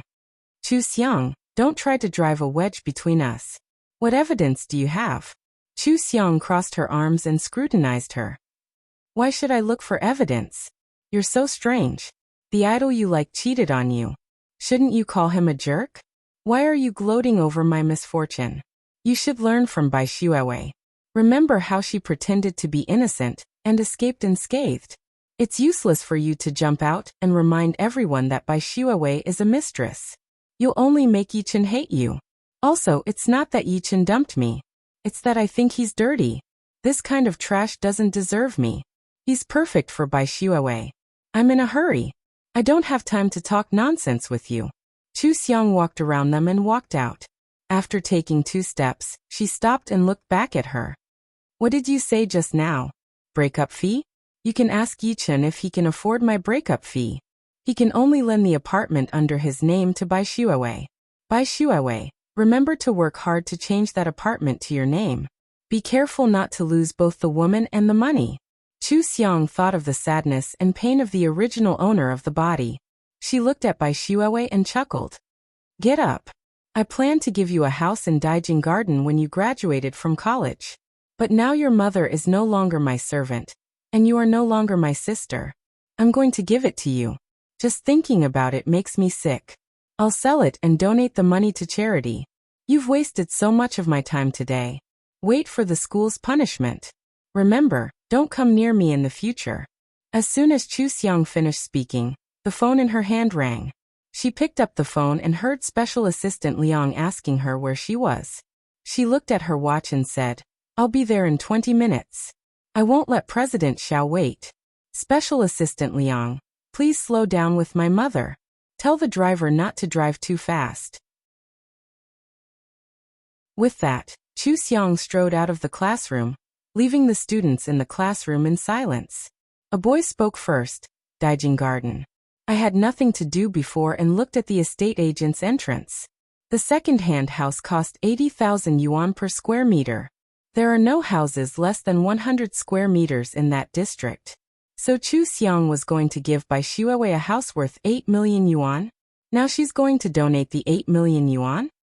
It seems. It might be bigger than 100 square meters.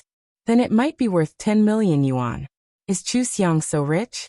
The girl who was scolded by Chu Xiang couldn't help but say, You believe her? We don't know if she has a house or if she'll donate it. Isn't it just her mouth? She's still better than you. You like Yi Chun, but you don't pursue him openly. Instead, you lurk around Bai Shuawei and wait for an opportunity to be his mistress. Why are you so scheming? Oh, by the way, you sent Yi Chun 6 love letters. Yi Chun and Chu Xiang were still a couple at that time, right? So you wanted to be his mistress for a long time. No wonder. This is a trick you learned from Bai Shuawei.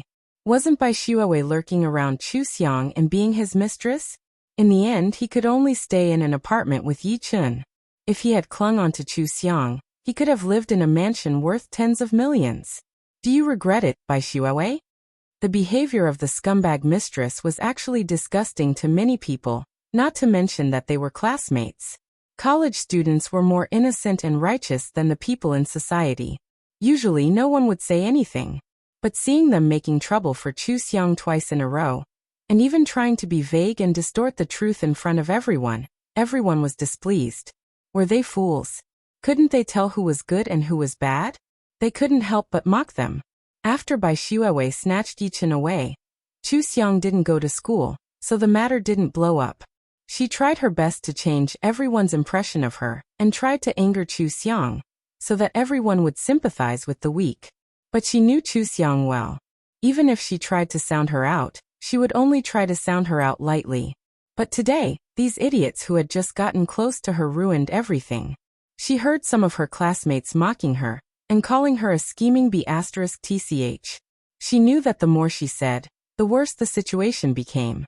She grabbed her bag and ran away crying. No matter what her classmates thought, they would still feel uncomfortable when they saw someone crying because they bullied her. Bai Shuawei wanted to take advantage of this and find a chance to let everyone understand her helplessness in the future. The girl's expression changed. When she realized that all her classmates were looking at her, she immediately flew into a rage. What are you doing? After scolding Bai Shuawei, you want to scold me now? What did I say wrong? How can Chu Xiang's family compare to Yi Chen's family? Look at her now. Didn't she get hospitalized when Yi Chen dumped her? Then she drove a sports car to school after she was discharged. Her jewelry is several grades better than before. If Yichen didn't give her a breakup fee, then what else could it be? Didn't some people guess the same on the forum? Guessing means that it's not the truth. You even brought this up. You deserve to be scolded. Also, if she took a breakup fee, why would she be so rude to Yichen? Do you have a brain? Forget it. Bai Shuawei ran away. You'd better chase after her and coax her. If you coax her, you'll have a chance to steal her boyfriend. The students were not interested in this matter. They packed up their things and walked out. They were in a love triangle in the past. Why did this girl get involved? She was crazy. Some gossipy students discussed as they walked out. Does Chu Xiang mean that Bai Shuawei's mother is a servant of the Chu family? Then Bai Shuawei is with Chu Xiang because she's the daughter of the Chu family servant? Damn, the servant's daughter stole her sister's boyfriend? That's so shocking. That's too disgusting. No wonder Chu Xiang felt disgusted when she mentioned that she wanted to give Bai Shuawei a house. Oh my god, it's too good to be friends with Chu Xiang, right? It's fine to give her a house worth tens of millions. On the other hand, Yi Chun is our school's Prince Charming. He cheated on Bai Shuawei and didn't give her anything. Did you notice that Bai Shuawei's clothes aren't in fashion recently? Is it because Chu Xiang doesn't buy her any clothes? This is so interesting. It's useless to steal Miss Bai's man these days. It's better to be friends with Miss Bai. Did you hear that? Chu Xiang called President Xiao and Special Assistant Liang. She seems to be in a hurry to do something. What are you doing at her house? Does anyone know? Someone has already posted on the forum. Hey look, there's someone. This person is anonymous. She knows Chu Xiang. Chu Xiang is the daughter of a super rich family in Beijing. Her parents are the chairman of the Dongfang Group. The Dongfang Group was a first-class company in the business world. University students had more or less paid attention to well-known companies, so they naturally knew the level of the Dongfang Group. That post instantly boiled over. The anonymous person also exposed that Yi Chun was the young master of the Yi Group, but the Yi Group was a level lower than the Dongfang Group. If Chu Xiang was really the daughter of the Dongfang Group, then the breakup fee was simply ridiculous. The anonymous person no longer replied, but the gossipy students had already pieced together the complete truth. Bai Shuawei was the daughter of the Chu family servant. She followed Chu Xiang around, wore branded clothes, and had a car to pick her up. However, she was not satisfied. She stole Chu Xiang's man, and tried to marry Yi Chun to become a rich lady. Now that Chu Xiang had chased Bai Shuawei's family out of the Chu family, they lived in Yi Chun's apartment. If Bai Shuawei successfully married into the Yi family, she would be a shameless and scheming B*TCH. If Yi Chun dumped her, then it would be interesting. After all, Chu Xiang could give Bai Shuawei a 1,000,000 yuan mansion. Would Yi Chun give it to her? She did not want to suffer a double loss in the end. As for Yi Chun, he probably really liked Bai Shuawei. After this incident, he fell off the altar. The label of Prince Charming completely became the label of a scumbag. Chu Xiang's dirty chat trash became one of Yi Chun's nicknames. People who hated him mentioned him on the forum as that dirty chat trash. Bai Shuawei ran home and stared at the direction of the forum. She was so angry that her eyes turned red. The image she had painstakingly built was completely ruined. This incident was spread like wildfire in the school. What would the Yi family think of her? Chu Xiang did not even look at the school forum. She drove to the appointed tea house and called the tutor as she walked in. Quarrels between students were one thing, but if one party was obviously at fault and the other party was determined to pursue the matter, the school would still deal with it. Chu Xiang. Teacher, I had some unpleasantness with my classmates in the classroom today. They not only delayed my internship work, but also caused a bad influence among the students. If they are not punished for such a mistake, I am worried that others will follow suit. I hope you can stop their bad behavior in time, and let the students know that it is wrong to harass others. Chu Xiang briefly described the situation, and said that all the students in the major could testify. The tutor had already seen the post. Hearing that Chu Xiang was firm and that Bai Shuawei and the others were a little unreasonable and caused a bad influence, he said, I understand this matter. After discussing it with the director, the punishment will be given. You can focus on your studies and your internship. Don't be affected by these things. Okay, thank you, teacher. Chu Xiang solved the problem in the school way and put the matter at the back of her mind in the blink of an eye. She went into the reserved room and sat down. She took out the project documents for final confirmation. A man came over and knocked on the door 3 times. Hello, I am Xiaohan. Are you Sister Chu? Chu Xiang looked up and saw a young man in a black tailor-made suit. His facial features were very good-looking. The gold-rimmed glasses on the high bridge of his nose covered his sharp eyes and sharp eyebrows, giving him a strong and mature feeling. From his face, Chu Xiang saw the meticulous tie on his tie. She suddenly understood what it meant to be abstinent. It was a fatal attraction that made people want to peel off his clothes to find out what was inside. Chu Xiang stood up and stretched out her hand. She smiled and said, Hello, President Xiao. Nice to meet you. I am Chu Xiang.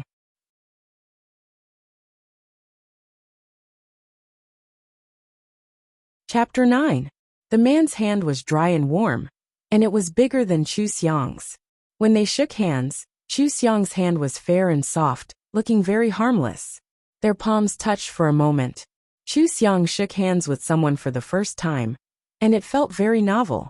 She invited Xiao Han to sit down and said apologetically, President Xiao, I'm really sorry. President Fang is late, because of a serious traffic jam on the road he took. I just called to confirm that they will be here in about 15 minutes. Please wait for a moment. Xiao Han nodded, and sat down with his assistant. It's okay. Sister Chu is too polite. Chu Xiang sat opposite him, took the cup and smiled. I'm good at making tea.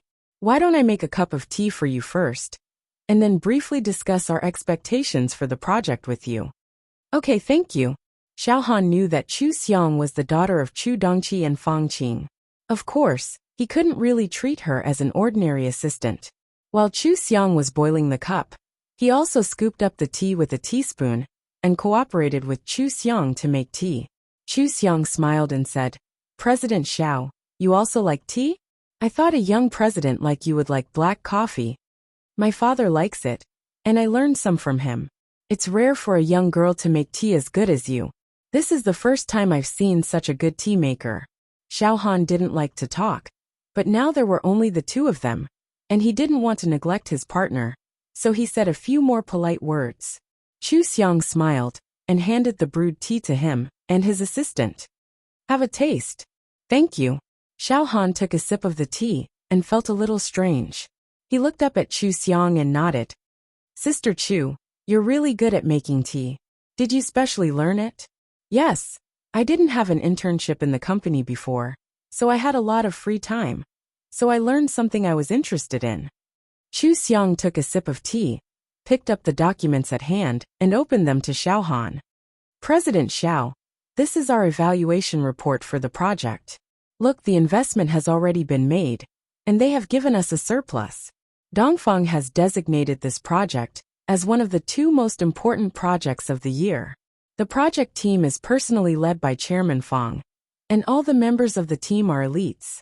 For this collaboration, the manpower, physics, and financial resources are all fully prepared.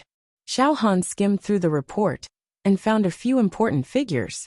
He looked at them and asked, This project is huge and will take up a lot of the company's resources. Dongfang has another important project this year. If there is a conflict, how will it be resolved? Chu Xiang flipped the document to the last page and smiled. This is the start date of our other project.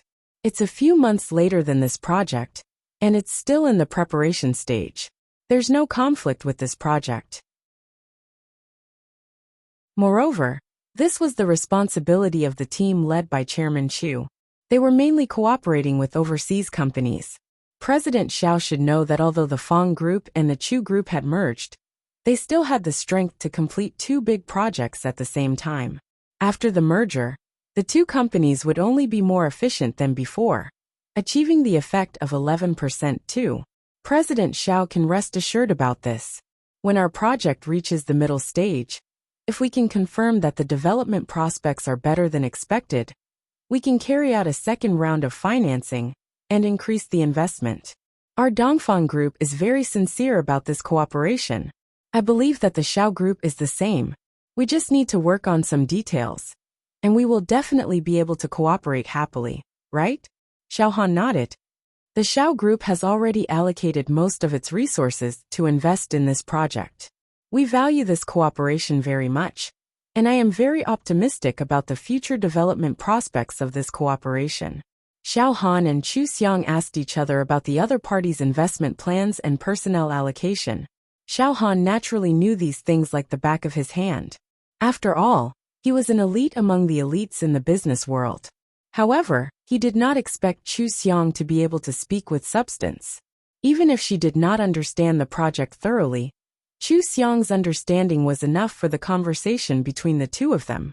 As far as he knew, Chu Dongqi and Fang Qing doted on their daughter very much. She was healthy and loved work. They were not in a hurry to train their daughter to take over the company. Instead, they hoped that their daughter could enjoy her university life happily and enter the company 2 years later after graduation.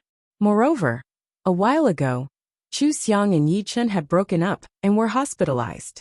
Immediately after, the Chu family broke off the engagement with the Yi family and refused to cooperate with the Yi family.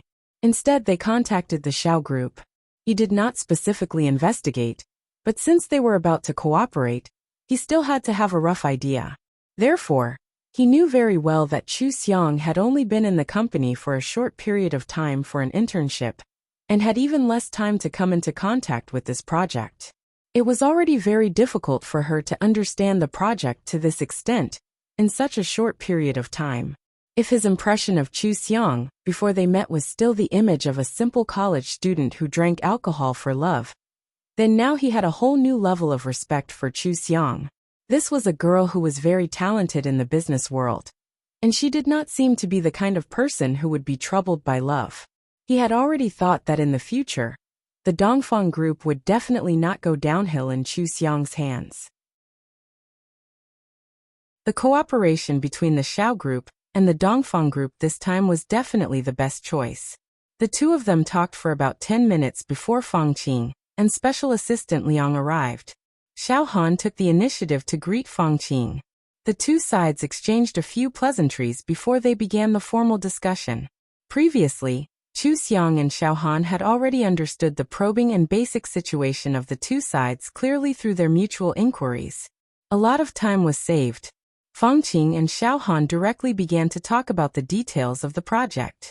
This was what Chu Xiang lacked at the moment. She sat next to Special Assistant Liang and carefully observed what Special Assistant Liang was doing. She memorized the information in Fang Qing and Xiao Han's words. Her fingers kept tapping on the laptop keyboard, recording the flow of their conversation and the important content. Whenever they talked less, she would make tea and refill it for them. Xiao Han saw all of this with his eyes. Before he left, he glanced at Chu Xiang's laptop screen and found that she had recorded everything in great detail. She had even added annotations to some of the sentences and marked them with questions. This was not something that others could do. Xiao Han couldn't help but glance at Chu Xiang. Chu Xiang packed her things, met his gaze and smiled at him. Xiao Han thought that this girl liked to smile and was very capable. To be able to record the contents of the meeting like this, not only did she have to be fast, but her memory was also far better than ordinary people. Moreover, she had to think about the content and ask questions while taking notes and typing. If this girl put her heart on her career, there would definitely be another smart and strong woman in the business world in the future. This meeting was very successful. Both sides showed their sincerity and the strength of the company. They were more confident in the cooperation between the two sides. They decided to exchange plans a week later and discuss the details that needed to be changed. Then, the two teams would gather together for a meeting and jointly draft the final cooperation agreement. Dongfang and the Xiao Corporation were both busy. They had a simple meal and returned to the company to work. When they returned to the company, Fang Qing sat in Chu Xiang's car. She smiled and said, Xiang, you did really well just now. If Mom didn't know that you had never been in contact with these things before, I would have thought that you had been working for many years. Chu Xiang's face bloomed with a happy smile. Really? I was just about to ask you how it was just now. It was my first time coming out to talk to a partner. I watched the business tutorial video in advance, but I wasn't sure if I did well. Feng Qing's face was full of joy and she praised without hesitation. Good, really good. Mom was so proud just now. Our Xiang Xiang is so good. You can do anything well. Look at you, you can learn the tea art so well. You only took a dozen lessons back then, right? Mom thinks that you are smarter than others. Chu Xiang thought for a moment. Her divine sense was very strong, and she was indeed smarter than others. She smiled and said, Mom, I'm relieved to see you like this. I've never been in contact with these things before. Since I can do it well now, I will work harder and strive to be of help to you and Dad as soon as possible. As long as you're happy, don't tire yourself out. Dad and Mom are still young. We still have time to wait for you. Don't worry, Mom. I'm not tired. When I can take over the company, I'll give you and Dad a vacation so that you can relax and travel around the world for your honeymoon. Maybe you can even give me a younger brother or sister. Go away. How old are we? Why would we have a younger brother or sister? Feng Qing laughed and patted her gently. She sighed and said, It's enough for us to have you. We'll be happy to take care of you. Chu Xiang smiled and said, Then I must become your pride and let everyone envy you for having such a good daughter. Aren't you ashamed of praising yourself? Feng Qing teased, feeling very happy. Why did she work hard all her life? Wasn't it for the happiness of her family? After the incident with Yi Chen, she felt that her daughter had grown up overnight. She had become more sensible and cheerful. She didn't know if this was a good thing or a bad thing. Feng Qing hesitated for a moment and said earnestly, Xiang Xiang, a lot of people want to be in a romantic relationship when they're in university. Because after that stage, they might not be able to get along with each other again. Are there any boys in your school who are pursuing you? Chu Xiang thought carefully for a moment and nodded. Yes. Right now I'm looking for 6. Feng Qing was surprised. So many? That's right. My daughter is so outstanding. Of course there will be a lot of suitors. Then, Xiang Xiang, have you thought about getting another boyfriend? Mom knows that Yi Chen hurt you a lot. Mom thinks that you've been focusing on your career recently. That's not a bad thing, but do you feel a little resistant to dating? Chu Xiang turned to look at her and said in amusement, Mom, what are you thinking? Are you afraid that Yi Chen and Bai Xuewei will cause psychological problems for me? How is that possible?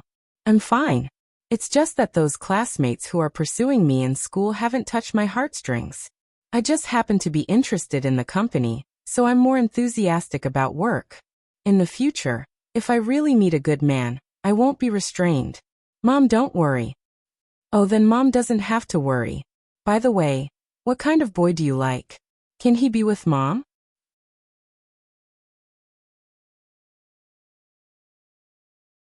Chapter 10. Chu Xiang listened to Feng Qing's words and thought about it seriously. What kind of boy did she like? Devil cultivators always gathered when they were in agreement, and separated when they were not. Their lives were so long, and each person's development was different.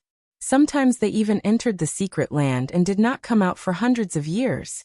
They did not even know if the other person was alive or dead. As they lived for a long time, their personality would inevitably change. Their thoughts were different at each stage, and the suitable person was different. They would hardly stay with anyone for a long time. What kind of man could attract her to be a partner for a period of time? It must be someone who could attract her attention and make her happy. Otherwise, why would she need a partner? The kind of incompetent woman who found a man to rely on was called a concubine. She was strong enough and did not mind if the man was weaker than her. The most important thing was that he could make her happy. Chu Xiang smiled at Feng Qing. Mom, I don't think it's a good thing to choose a type. I like traditional tea ceremony, milk tea, and coffee. Many types of men are very good. I like whoever can make me happy. Feng Qing was stunned. What if the one who makes you happy is a professional white face? Chu Xiang replied matter-of-factly. It's not easy to coax me.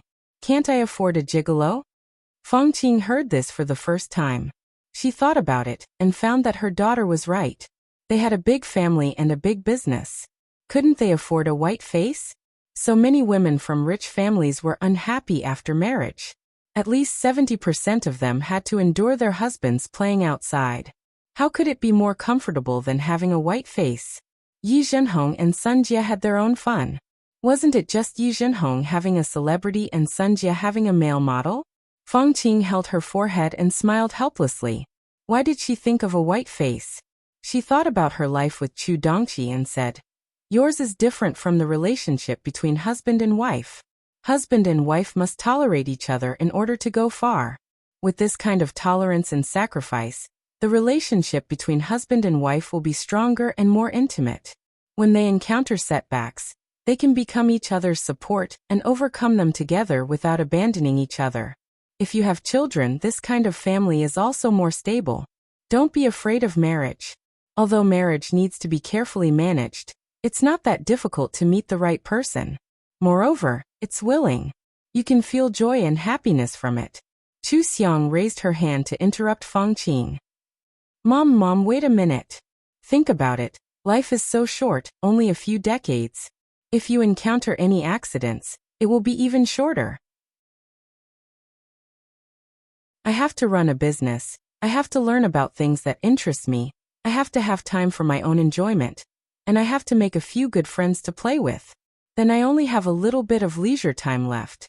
Why do I have to find the right person to tolerate him? Why do I have to manage a marriage that I don't know if it will end well? If I find someone who makes me happy, I don't need to think about the ending. If he makes me uncomfortable, I can find another person who makes me happy. Think about it. No matter if my life is 10 years, 30 years, or 70 or 80 years, I'll still be happy and blissful. I'll have someone to make me happy in all my leisure time, and I won't have to manage my family. How relaxing and comfortable would that be? If you want to get through this, I don't need anyone else. I can do it myself. If I can't solve it myself, then there's no point in relying on others to help me. Feng Qing felt that she was usually very eloquent, but now she couldn't refute her daughter. If she and Chu Dongqi were happy, then it was normal for couples like the Yi couple in this circle. She thought about it and had to admit that marriage was a gamble. No one could guarantee that the person they met would be suitable for them, and they couldn't guarantee that the future development of life would allow them to live happily ever after. However, if Chu Xiang kept herself happy, she could really guarantee a lifetime of happiness. Wasn't her original intention to make her daughter happy? Feng Qing felt that she had gotten herself involved. The more she thought about it, the more confused she became. She waved her hand and said, forget it. Anyway, you're still young. Don't think about marriage." Chu Xiang smiled and said, "Mom, don't worry. My life is too short. I have a lot of things to do. I don't think there's enough time, and I don't want to spend too much energy on inexplicable things. You see, I'm very happy now. Why are you thinking about this?" "That's right.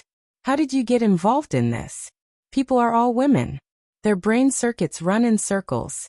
The topic at the end and the topic at the beginning can be thousands of miles apart." "That's true." "Huh." Feng Qing laughed heartily. She no longer worried about whether she would marry or raise a gigolo. Anyway, it was fine as long as her daughter was happy like this. Chu Xiang threw this topic to the back of her mind in the blink of an eye. She felt that time was too short. People here rarely live to 100 years old. In the past, when she was in meditation, she might have lived for 100 years. There were so many new things here. She wanted to know too much. However, there was nothing new about men. There were men in every world. If there was really a man who could make her happy, it would be good to be a temporary partner. However, it was meaningless to look for a man. She didn't have the time. Xiao Han's handsome and cold appearance appeared in her mind, but it was fleeting. When she arrived at the company, her mind turned to the project again. Chu Xiang parked the car in the company's underground parking lot. She went to the top floor with Feng Qing to organize the documents. Then, she called for a meeting with the leaders of all departments. Chu Xiang recorded the conversation between Feng Qing and Xiao Han in detail. Feng Qing reviewed it and understood it at a glance. Feng Qing also knew which aspects of the project Chu Xiang knew more about. During the meeting, whenever Chu Xiang knew something, Feng Qing asked her to share it with everyone. When Chu Xiang stood up for the first time, the leaders of all departments were puzzled. What could this big sister, who had just entered the company, say? However, after listening to Chu Xiang's clear explanation, they immediately changed their view of her and became serious. In this meeting, Chu Xiang spoke a total of 3 times. Her ability made everyone look at her in a new light. They began to take the initiative to discuss problems with her. Chu Xiang's image in the eyes of the company's leaders was completely different from the past. After the meeting, Chu Xiang made a cup of flower tea for Fangqing to rest. Then, she helped Fangqing organize all the documents. If she understood something, she wrote down her opinions. If she didn't understand something, she wrote down her doubts. When Fangqing rested and looked at the documents again, she felt that half of the work was already done. She couldn't help but sigh. No wonder people say that daughters are their parents' intimate cotton-padded jackets. After 20 years old, they will mature quickly. Ever since you came, Xiang, Mother has been much more relaxed. No, I have to send a video to make your dad jealous. Fangqing took out her phone and took a video from left to right in front of her desk. She said, Dongqi, look at how considerate Xiang is. I can get off work early again today. Maybe in a year or 2, I can retire. Chu Xiang was lying on the sofa eating fruit. She laughed and said, Mom, you're worried that Dad won't bring you a gift when he comes back. How dare he? If he doesn't bring a gift, let him sleep in the guest room. Fangqing smiled and put away her phone. She quickly finished reading the documents that Chu Xiang gave her opinions. She nodded with satisfaction and said, Well done. There are no problems. You just need to consider the travel budget and the possibility of not being acclimatized to other places. Raise the budget and time. Everything else is great. Fangqing called Chu Xiang over to teach her some experiences.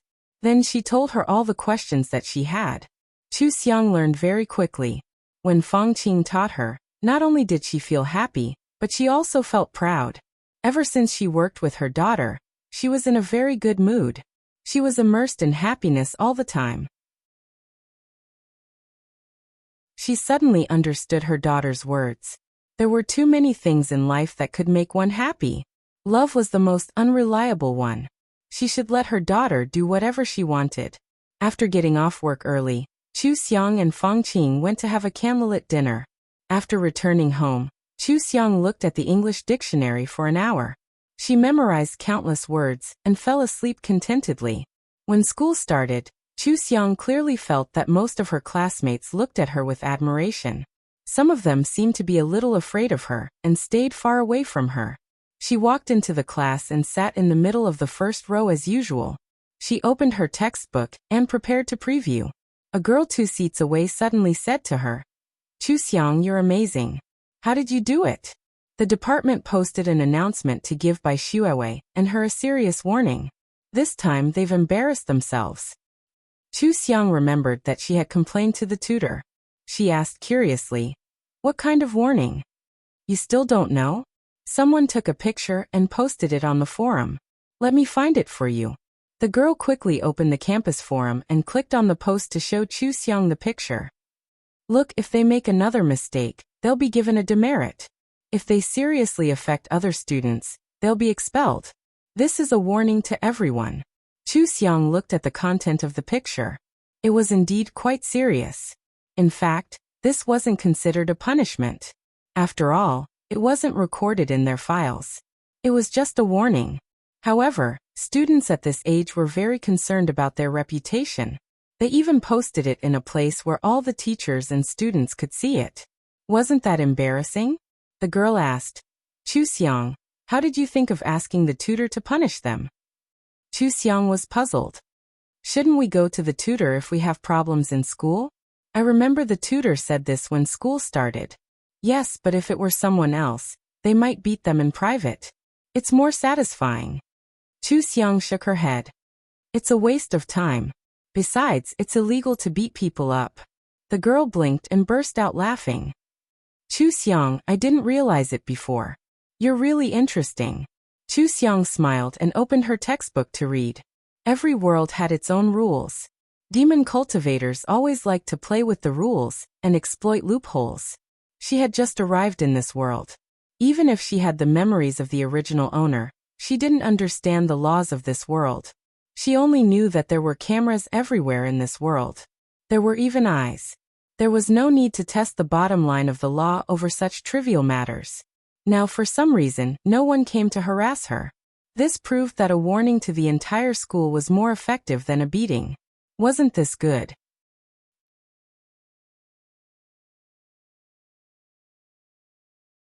Chapter 11. It was another English class. Chu Xiang listened very attentively.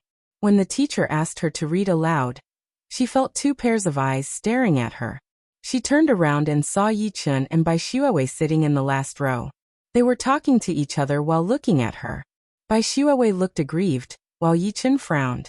Chu Xiang glanced around the classroom and saw Yi Chun's suitor sitting in the corner. When he met her eyes, he quickly lowered his head and did not dare to make any provocative moves. Chu Xiang ignored them and looked for the teacher to answer a few questions that she did not understand. Yi Chun looked at Chu Xiang's back from behind. He felt like he did not know her anymore. When had they ever studied so diligently?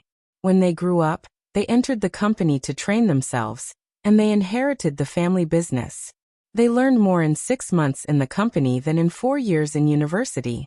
When they first came to this university, didn't they want to enjoy their last leisure time? Yi Chun thought back to when he quarreled with Chu Xiang. It seemed that Bai Xuewei was better than her in every aspect. He was the top student in his major, and knew more about his hobbies than her. Did Chu Xiang change so much because of this? However, Bai Xuewei should study diligently. Chu Xiang was the heir of a corporation. What was the point of her being like this? Bai Xuewei noticed that Yi Chun kept looking at Chu Xiang. He was alarmed. He reached out and held Yi Chun's hand under the table. He smiled and said, "Don't be upset. It's just a warning. I'm fine. There are no classes tomorrow. Do you want to go out and have fun? So many things have happened recently. Why don't we go out and relax?" Yi Chun shook his head. "My parents have been very strict recently. We can do it in the future. By the way, how is your mother living at your place?" "Yes, she's doing quite well. When are you coming? My mother is a good cook. She even remembers what you like to eat. She has already prepared it. It's a pity that you didn't come. Maybe in a while." Yi Chun felt conflicted when he thought about going back to the time when he was just the two of them. There was another person in the house, and an elder at that. No matter how he looked at it, he felt very uncomfortable. In the past, he didn't think that Bai Ling was a servant. He even thought that Bai Ling could be considered half a family member of the Chu family after being in the Chu family for 10 years. However, now that he had to treat Bai Ling as his future mother-in-law, he felt uncomfortable no matter how he interacted with her. He might as well not meet her. Bai Xuewei sensitively sensed Yi Chun's displeasure at the mention of her mother. He pursed his lips and lowered his head. In his heart, he was already thinking of asking Bai Ling to rent an apartment and move out. Right now, the most important thing was to grab hold of Yi Chun's heart. Since they had already come this far, they couldn't afford to fall short of success. As she was thinking about this, she heard Yi Chun say, "Don't you know Chu Xiang the best? Is she playing hard to get? This time, she complained to the tutor and caused you to be given a public warning.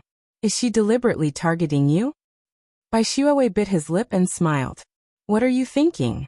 Chu Xiang's personality is very good when she's on good terms with people. However, when she's not on good terms with them, she's completely heartless. She definitely can't wait to never see the two of us again. Why would she target me? Yesterday, someone tried to harm me. If Chu Xiang hadn't exposed it in front of everyone, I would still be in the dark. That girl over there? She's just a clown. Just ignore her. You should be more careful when you make friends in the future." After Yi Chun finished speaking, he leaned on the table and clearly refused to continue the conversation. He didn't like hearing Bai Xuewei's words. He felt that it was wrong. After class, Chu Xiang was the first to walk out of the classroom and ran straight to the parking lot. Yi Chun got up and chased after her. He only said to Bai Xuewei, "I have something urgent to attend to. You can go back by yourself." Bai Xuewei was stunned. "Yi Chun? Yi Chun?" Yi Chun quickly ran out of the classroom and stopped Chu Xiang in the parking lot. "Chu Xiang, can we settle this in private?" If the teachers find out, it won't look good for everyone. If my mom finds out, she will definitely think that Wei Wei has a bad reputation in school. On account of our friendship for so many years, can you not target her? Chu Xiang held the car door and looked at him. Yichen, has anyone ever told you that you are very arrogant? Do you think that the whole world revolves around you, and that everything they do has something to do with you? I advise you to remove this overly superior filter. You will realize that you are no better than ants in my eyes. Don't come near me. I will forget all about you. If you insist on finding fault with me, I don't mind going through the trouble of killing you.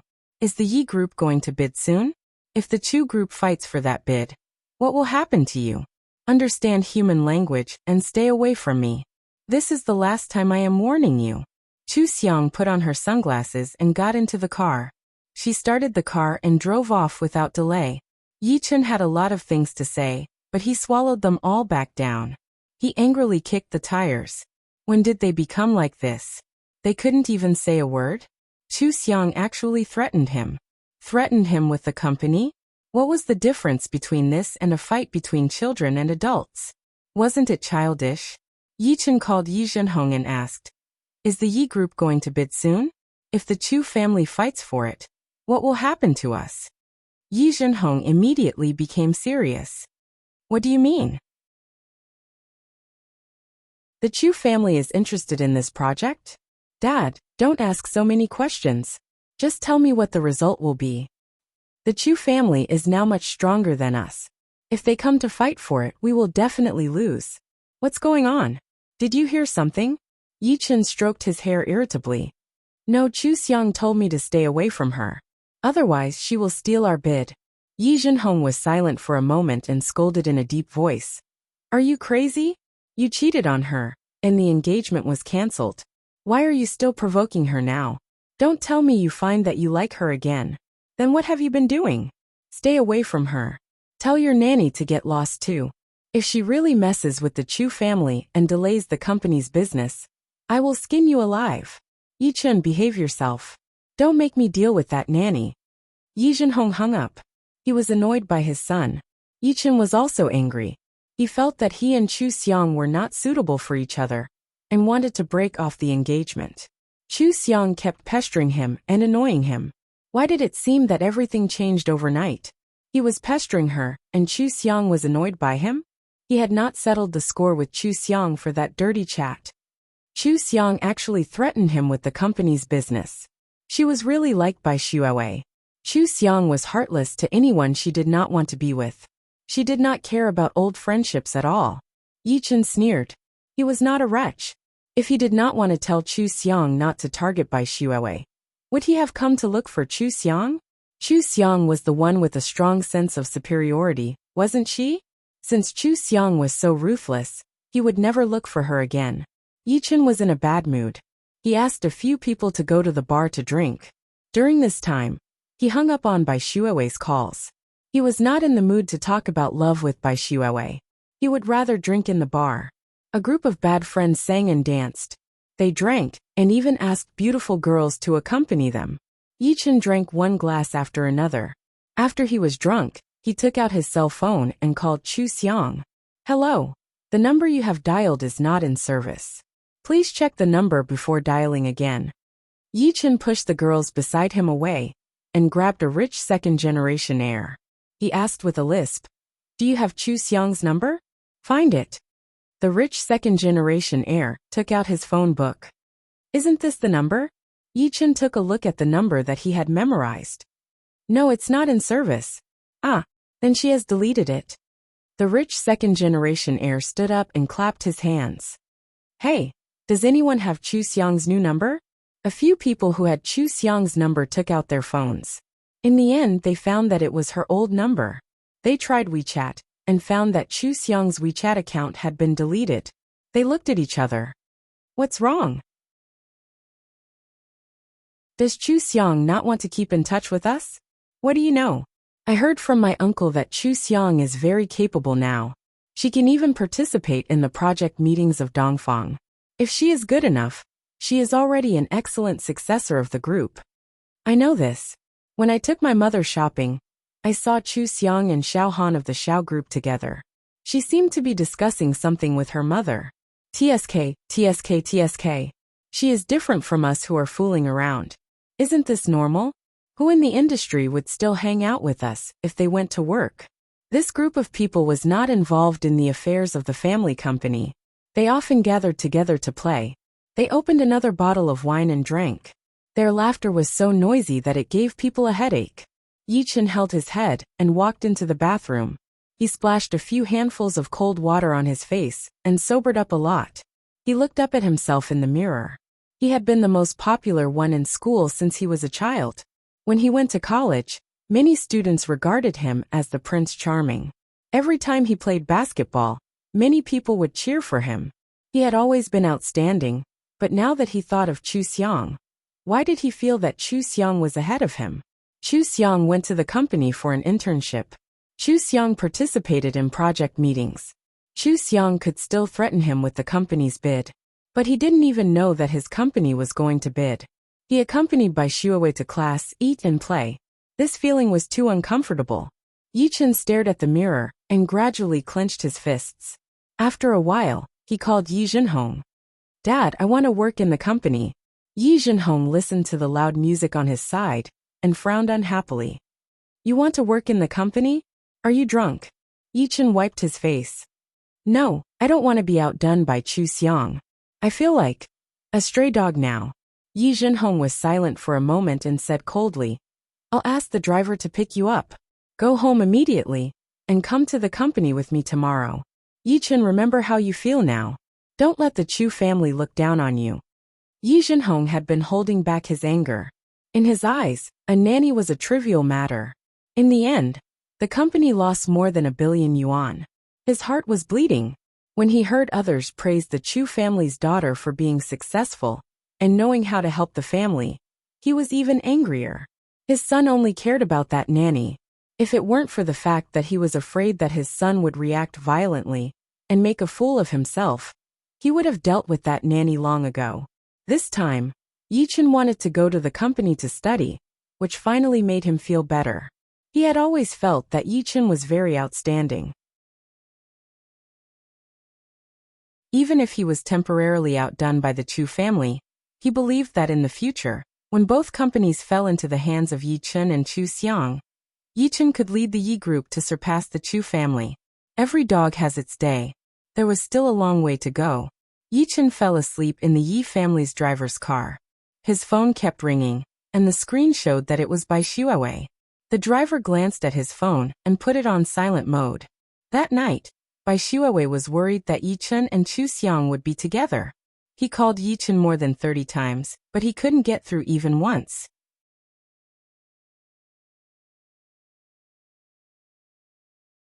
Chapter 12. Yichen's mother, Sun Jia, heard from Yi Zhenhong that her son was going to the company. It seemed that her son still couldn't let go of Chu Xiang. She felt that this was a good thing. If there was a chance for the marriage between the Yi family and the Chu family to turn around, of course, she had to give it a try. As for Chu Xiang saying that she would snatch the Yi family's bid if Yichen disturbed her again, she didn't believe it. It was just a child's angry words. Sun Jia made a round of phone calls and finally found an excuse to ask for Chu Xiang's new number in school. She personally called Chu Xiang. Chu Xiang had just finished showering. She put the phone on speaker while drying her hair. Hello. Sun Jia smiled. Xiang, I'm your Aunt Yi. Why didn't you tell me that you changed your number? I wanted to ask you to go to the spa. Chu Xiang raised her eyebrows. Aunt Yi, I've been busy recently. I don't have much free time. You can ask Bai Shuawei to accompany you. Sun Jia immediately said.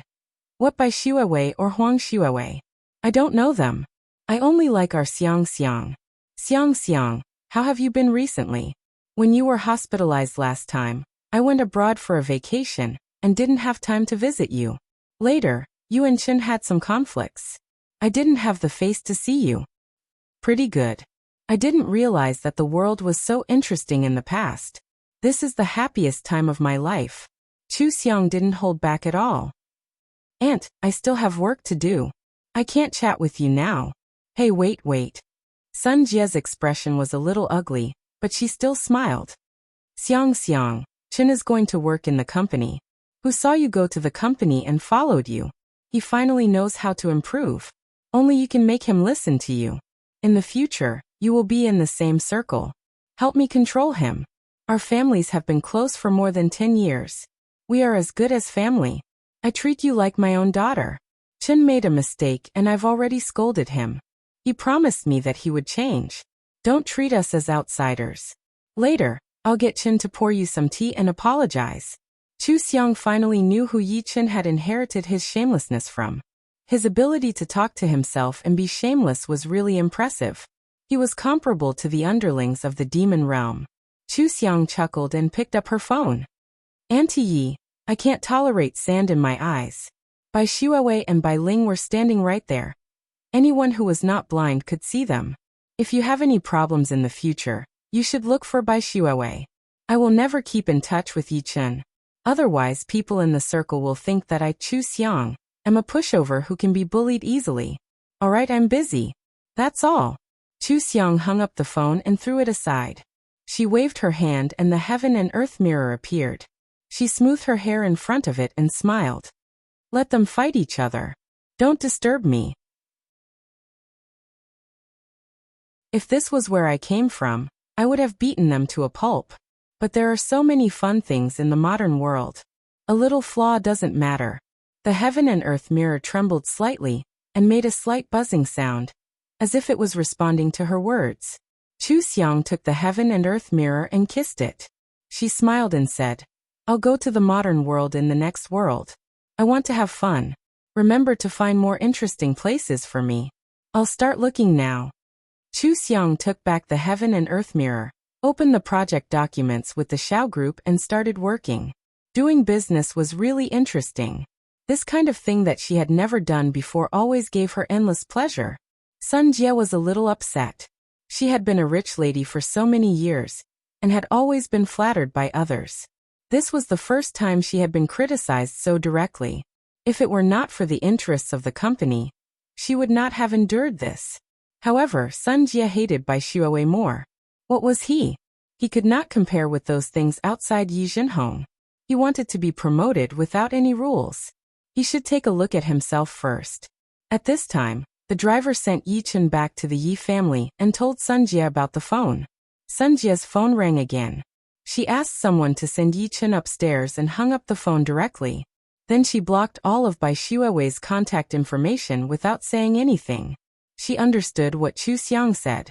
With the mother and daughter of the Bai family together, Chu Xiang could not turn back.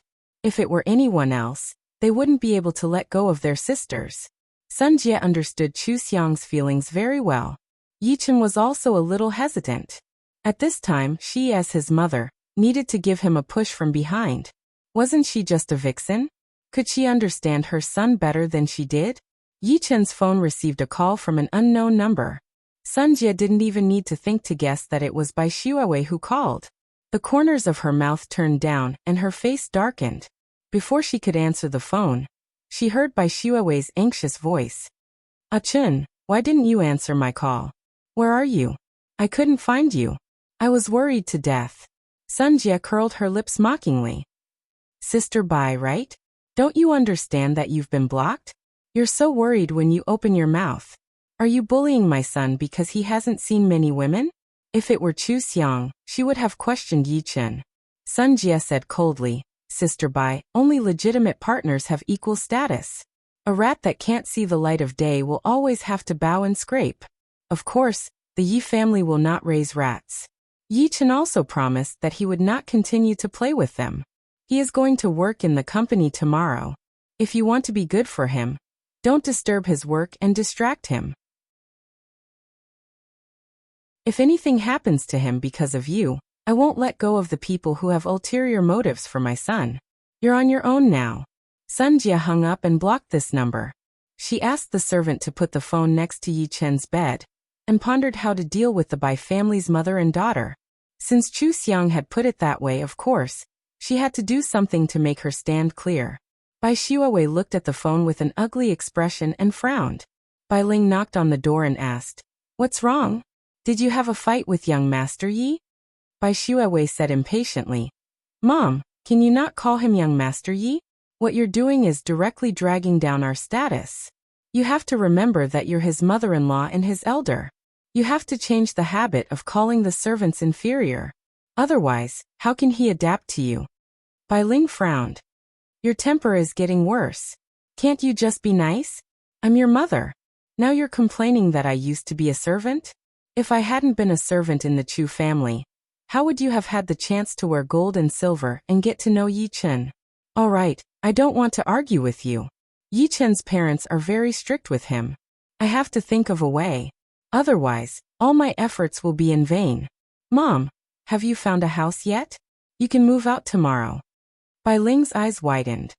Are you really going to chase me away? I'm not chasing you away. You have to bear with it during this critical period. When I marry into the Yi family, I'll buy you a big villa and hire 8 to 10 servants to serve you. Is that okay? I'm annoyed, so don't add to my troubles. If I can't get hold of Yi Chen, both of us will have to starve to death.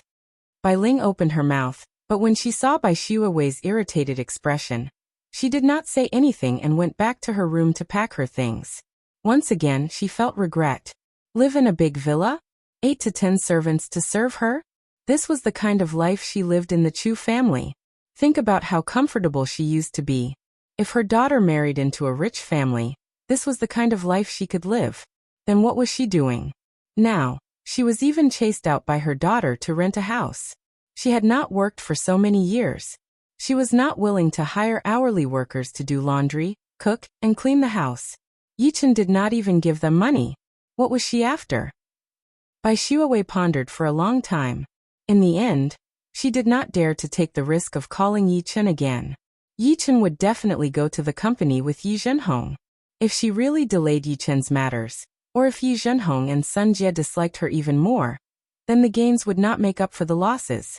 If she waited for 2 more days, she would just treat it as absence makes the heart grow fonder.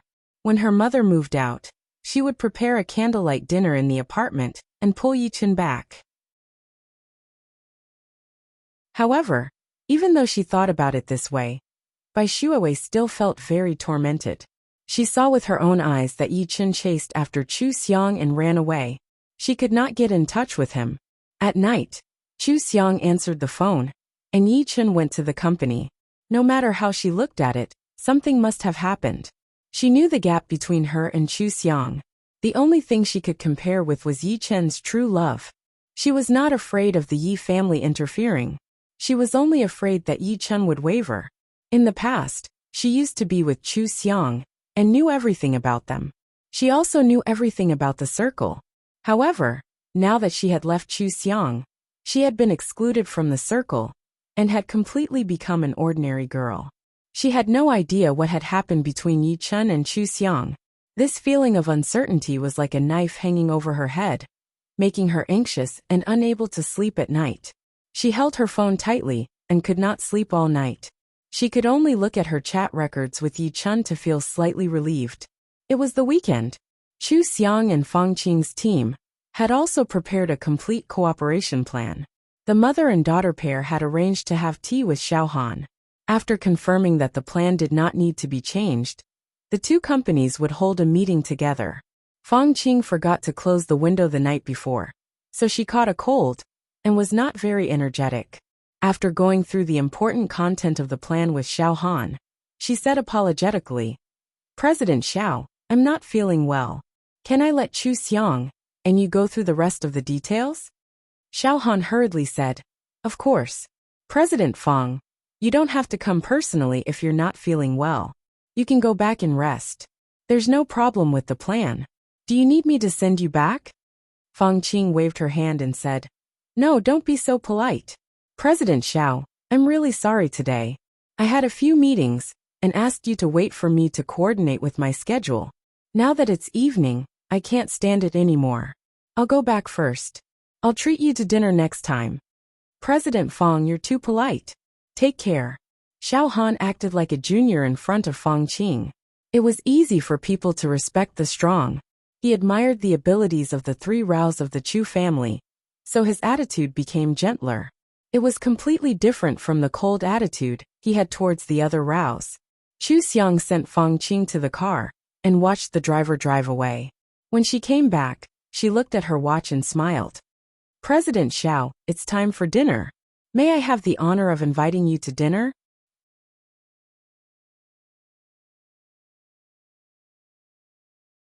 Chapter 13. Xiao Han gladly agreed to Chu Xiang's invitation. Chu Xiang asked him, President Xiao, do you like Chinese food or Western food? What kind of food do you want to eat? No, Sister Chu, you can choose. Chu Xiang smiled and took out her phone to check. Then can we go to a hot pot and barbecue food stall? I guess you haven't eaten food that's popular on the internet. Xiao Han's eyebrows moved slightly. He took a sip of tea and replied, I haven't eaten it before. Chu Xiang showed him the photos of the restaurant and smiled. I'm joking. How can I let President Xiao eat those in a suit? It's easy to be surrounded. Let's go. The restaurant I booked is very delicious. I just ate there with my mother yesterday. Xiao Han got up and walked out with her. He said, I've been hearing you say Jiangfang Dong. I thought you wanted to avoid your relationship. How is that possible? She's my mother. I'm very proud. I just feel that it's not very formal to call her mother during working hours. It's easy to affect everyone. Now that work is over, we should relax. That's very appropriate. Sorry, I misunderstood you before. Chu Xiang looked at him in surprise and smiled.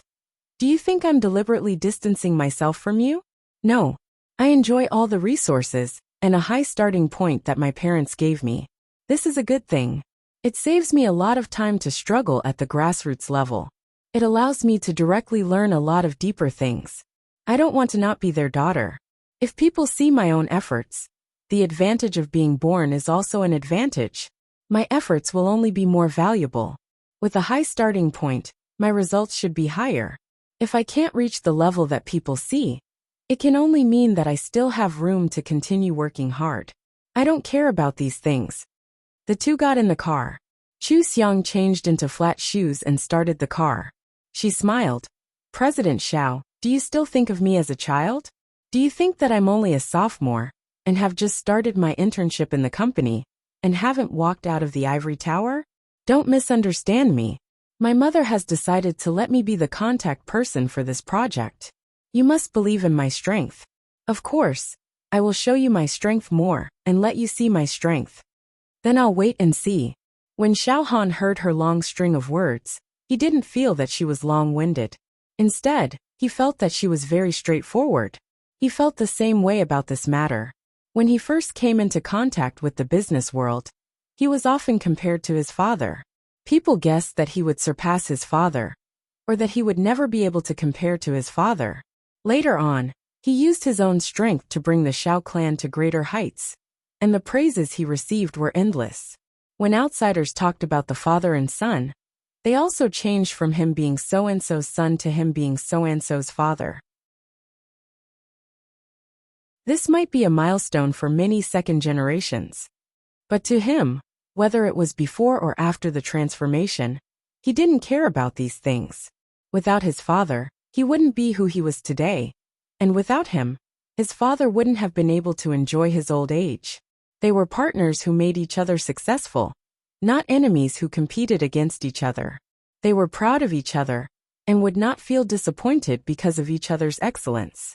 Previously, he thought that Chu Xiang was still persisting in her youthful stubbornness, and was still somewhat childish. Now he had a whole new level of respect for her. Chu Xiang was even more outstanding than he thought. The two of them were directly welcomed into a room by the restaurant manager. At the door of the room next to theirs, a rich man looked up and saw them. He immediately said, F***CK, and then whispered into his phone. Guess who I saw? Your ex-fiancé. Look. He was having a video call with Yi Chen. When he turned the camera around, Yi Chen instantly saw Chu Xiang smiling and talking to Xiao Han.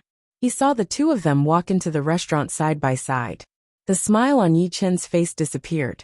Are you crazy? Why are you showing me this? I'm not going over. You guys go ahead and eat. I'm busy. The rich man widened his eyes and said, Are you serious? Are you really going to turn over a new leaf and work hard? By the way, didn't you go around looking for Chu Xiang's phone number when you drank too much? She's here now. Aren't you coming? Hey, don't. I heard that Chu Xiang had become a strong career woman, but I didn't believe it. Just now, I saw her and Xiao Han together quite harmoniously. It seems like they're both business elites. Eh? Why did you hang up? The rich man put away his cell phone in boredom and went back to his room to continue eating with everyone. On the other side, Yi Chun was staring at the screen of his cell phone that was already secretly chatting. He was no longer in a good mood. He didn't know why either. Maybe it was because he and Chu Xiang had been childhood sweethearts for more than a decade. In the end, Chu Xiang didn't treat him well, and even thought that he was trash. However, she smiled so happily at someone else, which made him feel very uncomfortable. Yi Chun opened the photo album on his cell phone and saw a photo of him, and Bai Shuowei smiling sweetly. He wanted to feel happier. However, he realized that his mood didn't improve at all. In fact, he didn't feel any emotions at all. This continued until he found a photo that he had taken of Chu Xiang a long time ago. At that time, it was raining heavily, and they were all drenched. He had taken a photo of Chu Xiang's pathetic state and made fun of her. He even got kicked twice by Chu Xiang. The previous photo was of Chu Xiang celebrating her birthday. She was dressed very beautifully, and many boys were looking at her. He grabbed a handful of cream paste and smeared it on Chu Xiang's face. Chu Xiang grabbed him and hit him. That photo was taken by someone else and sent to him. It might have been the last time they were happily fooling around. When Yi Chun saw this, the string in his heart was immediately touched. It was as if he could recall the scene from back then when he saw the photo. At that time, Chu Xiang was vivid and lively, and her eyes were filled with him. Unlike now when she saw him, it was like seeing a stranger. He vaguely believed that Chu Xiang really didn't love him anymore. Yi Chun wiped his face in annoyance. He didn't know what he was doing. He was clearly tired of Chu Xiang's personality. Wasn't it the best ending for them to go their separate ways now? Why was he even more annoyed? On Sunday, the Dongfang Group and the Xiao Corporation held a project meeting. Fang Qing and Xiao Han each brought a team of elites to participate. As Fang Qing's special assistant and the liaison team leader of the two sides of the project, Chu Xiang sat next to Fang Qing.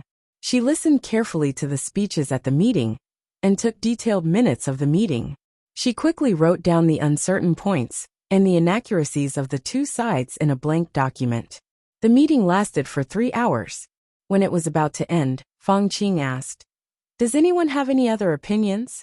Chu Xiang opened the document and pushed the laptop in front of Fang Qing and Xiao Han. "Chairman Fang, President Xiao, I think there are a few things that need to be clarified." Fang Qing quickly scanned through and looked at Xiao Han. Xiao Han nodded. Chu Xiang projected the document on the screen and got up to discuss it with everyone one by one. There were more than a dozen points in total, all of which were easy to ignore in general and easy to mess up when put into practice. Now that Chu Xiang had listed them out clearly, everyone was able to solve all the problems after some discussion. These might seem like minor issues, but the major issues had already been determined during the numerous meetings between the two parties. It was already not easy for Chu Xiang to discover these points, and it was also in line with her current position. Many of the party's elites, who had originally doubted her abilities, changed their views of her. After all the problems of the project were confirmed, Fang Qing and Xiao Han signed the cooperation contract and got up to shake hands. All the people at the meeting applauded enthusiastically. They were excited that the two companies were about to reach a higher level. When the meeting was over, Fang Qing smiled. "Everyone has worked hard today. I asked Liang to book a restaurant and a KTV. Let's go and have fun and relax. From tomorrow onwards, we will officially start work on the project." "Thank you, Chairman Fang." Most of the people at the meeting were young people. When they heard that they were going to have fun for a night, they immediately became happy. After they left, Xiao Han glanced at his watch and asked politely, "Chairman Fang, are you going to attend Elder Chen's birthday banquet tonight? Shall we go together?" Fang Qing hesitated. Chu Xiang said, "Mom, are you still not feeling well? Don't go. Go home and rest early. I will go for you. The work later is too heavy. Dad is not back yet, and I still have homework. You must rest well. I will apologize to Elder Chen on your behalf." Don't worry. Fang Qing thought for a moment and nodded. That's good. President Xiang doesn't often attend business gatherings. She used to join in the fun as a daughter. Can you help me take care of her? Xiaohan replied. Of course. Chairman Fang, rest well. Your health is important. Okay, then I will trouble you. I will ask Liang to send you to the styling room. Fang Qing originally made an appointment for herself. Now that someone else had changed, she hurriedly asked Special Assistant Liang to communicate with the stylist. Elder Chun used to be a tycoon in the business world. Now he was 80 years old. His family business was mediocre, but Elder Chun still had a high prestige in the business world. Elder Chen's 80th birthday banquet was attended by all the bosses in the business world. Firstly, it was to give Elder Chun face and congratulate him on his birthday. Secondly, it was an opportunity to hold a business banquet. Some collaborations were successful at such banquets. Xiaohan originally made an appointment with his stylist, but Fang Qing had already arranged it. He couldn't refuse her kindness, so he took the same car as Chu Xiang to the stylist's office. Chu Xiang liked red, but the stylist suggested that she shouldn't wear such bright clothes to the birthday banquet. She didn't want to steal the limelight. After looking at all kinds of dresses, Chu Xiang picked one out. This one. It's black. It's full of diamonds. I like it. Sister Chu, you have good taste. This dress just arrived today. It looks 10 times better under the lights of the banquet hall. It's not only shiny, but also low-key and mysterious. Do you think of a black goose when you see it? It's really noble and elegant. This dress suits you very well. Then I'll take this one. Chu Xiang smiled. Dresses and whatnot. Didn't they know who was wearing them? Chu Xiang and Xiaohan were both born with a good foundation. They didn't make things difficult for the stylist at all. Soon the stylist finished matching them. Because they were going together, the stylist had specially chosen matching cuffs and earrings. The style of the suit was also very compatible with Chu Xiang's black diamond evening gown. It made their outfits look quite splendid separately, but together they looked beautiful and perfect. When Chu Xiang walked out of the fitting room after changing into the dress, Xiaohan's eyes flashed with amazement. The stylist was stunned. He pushed his glasses up and exclaimed, Sister Chu has such a strong aura. How is she a black goose? She's a queen. You're tuning in to the Earbook Haven YouTube channel. Don't forget to subscribe and join us on this journey to catch the most captivating stories.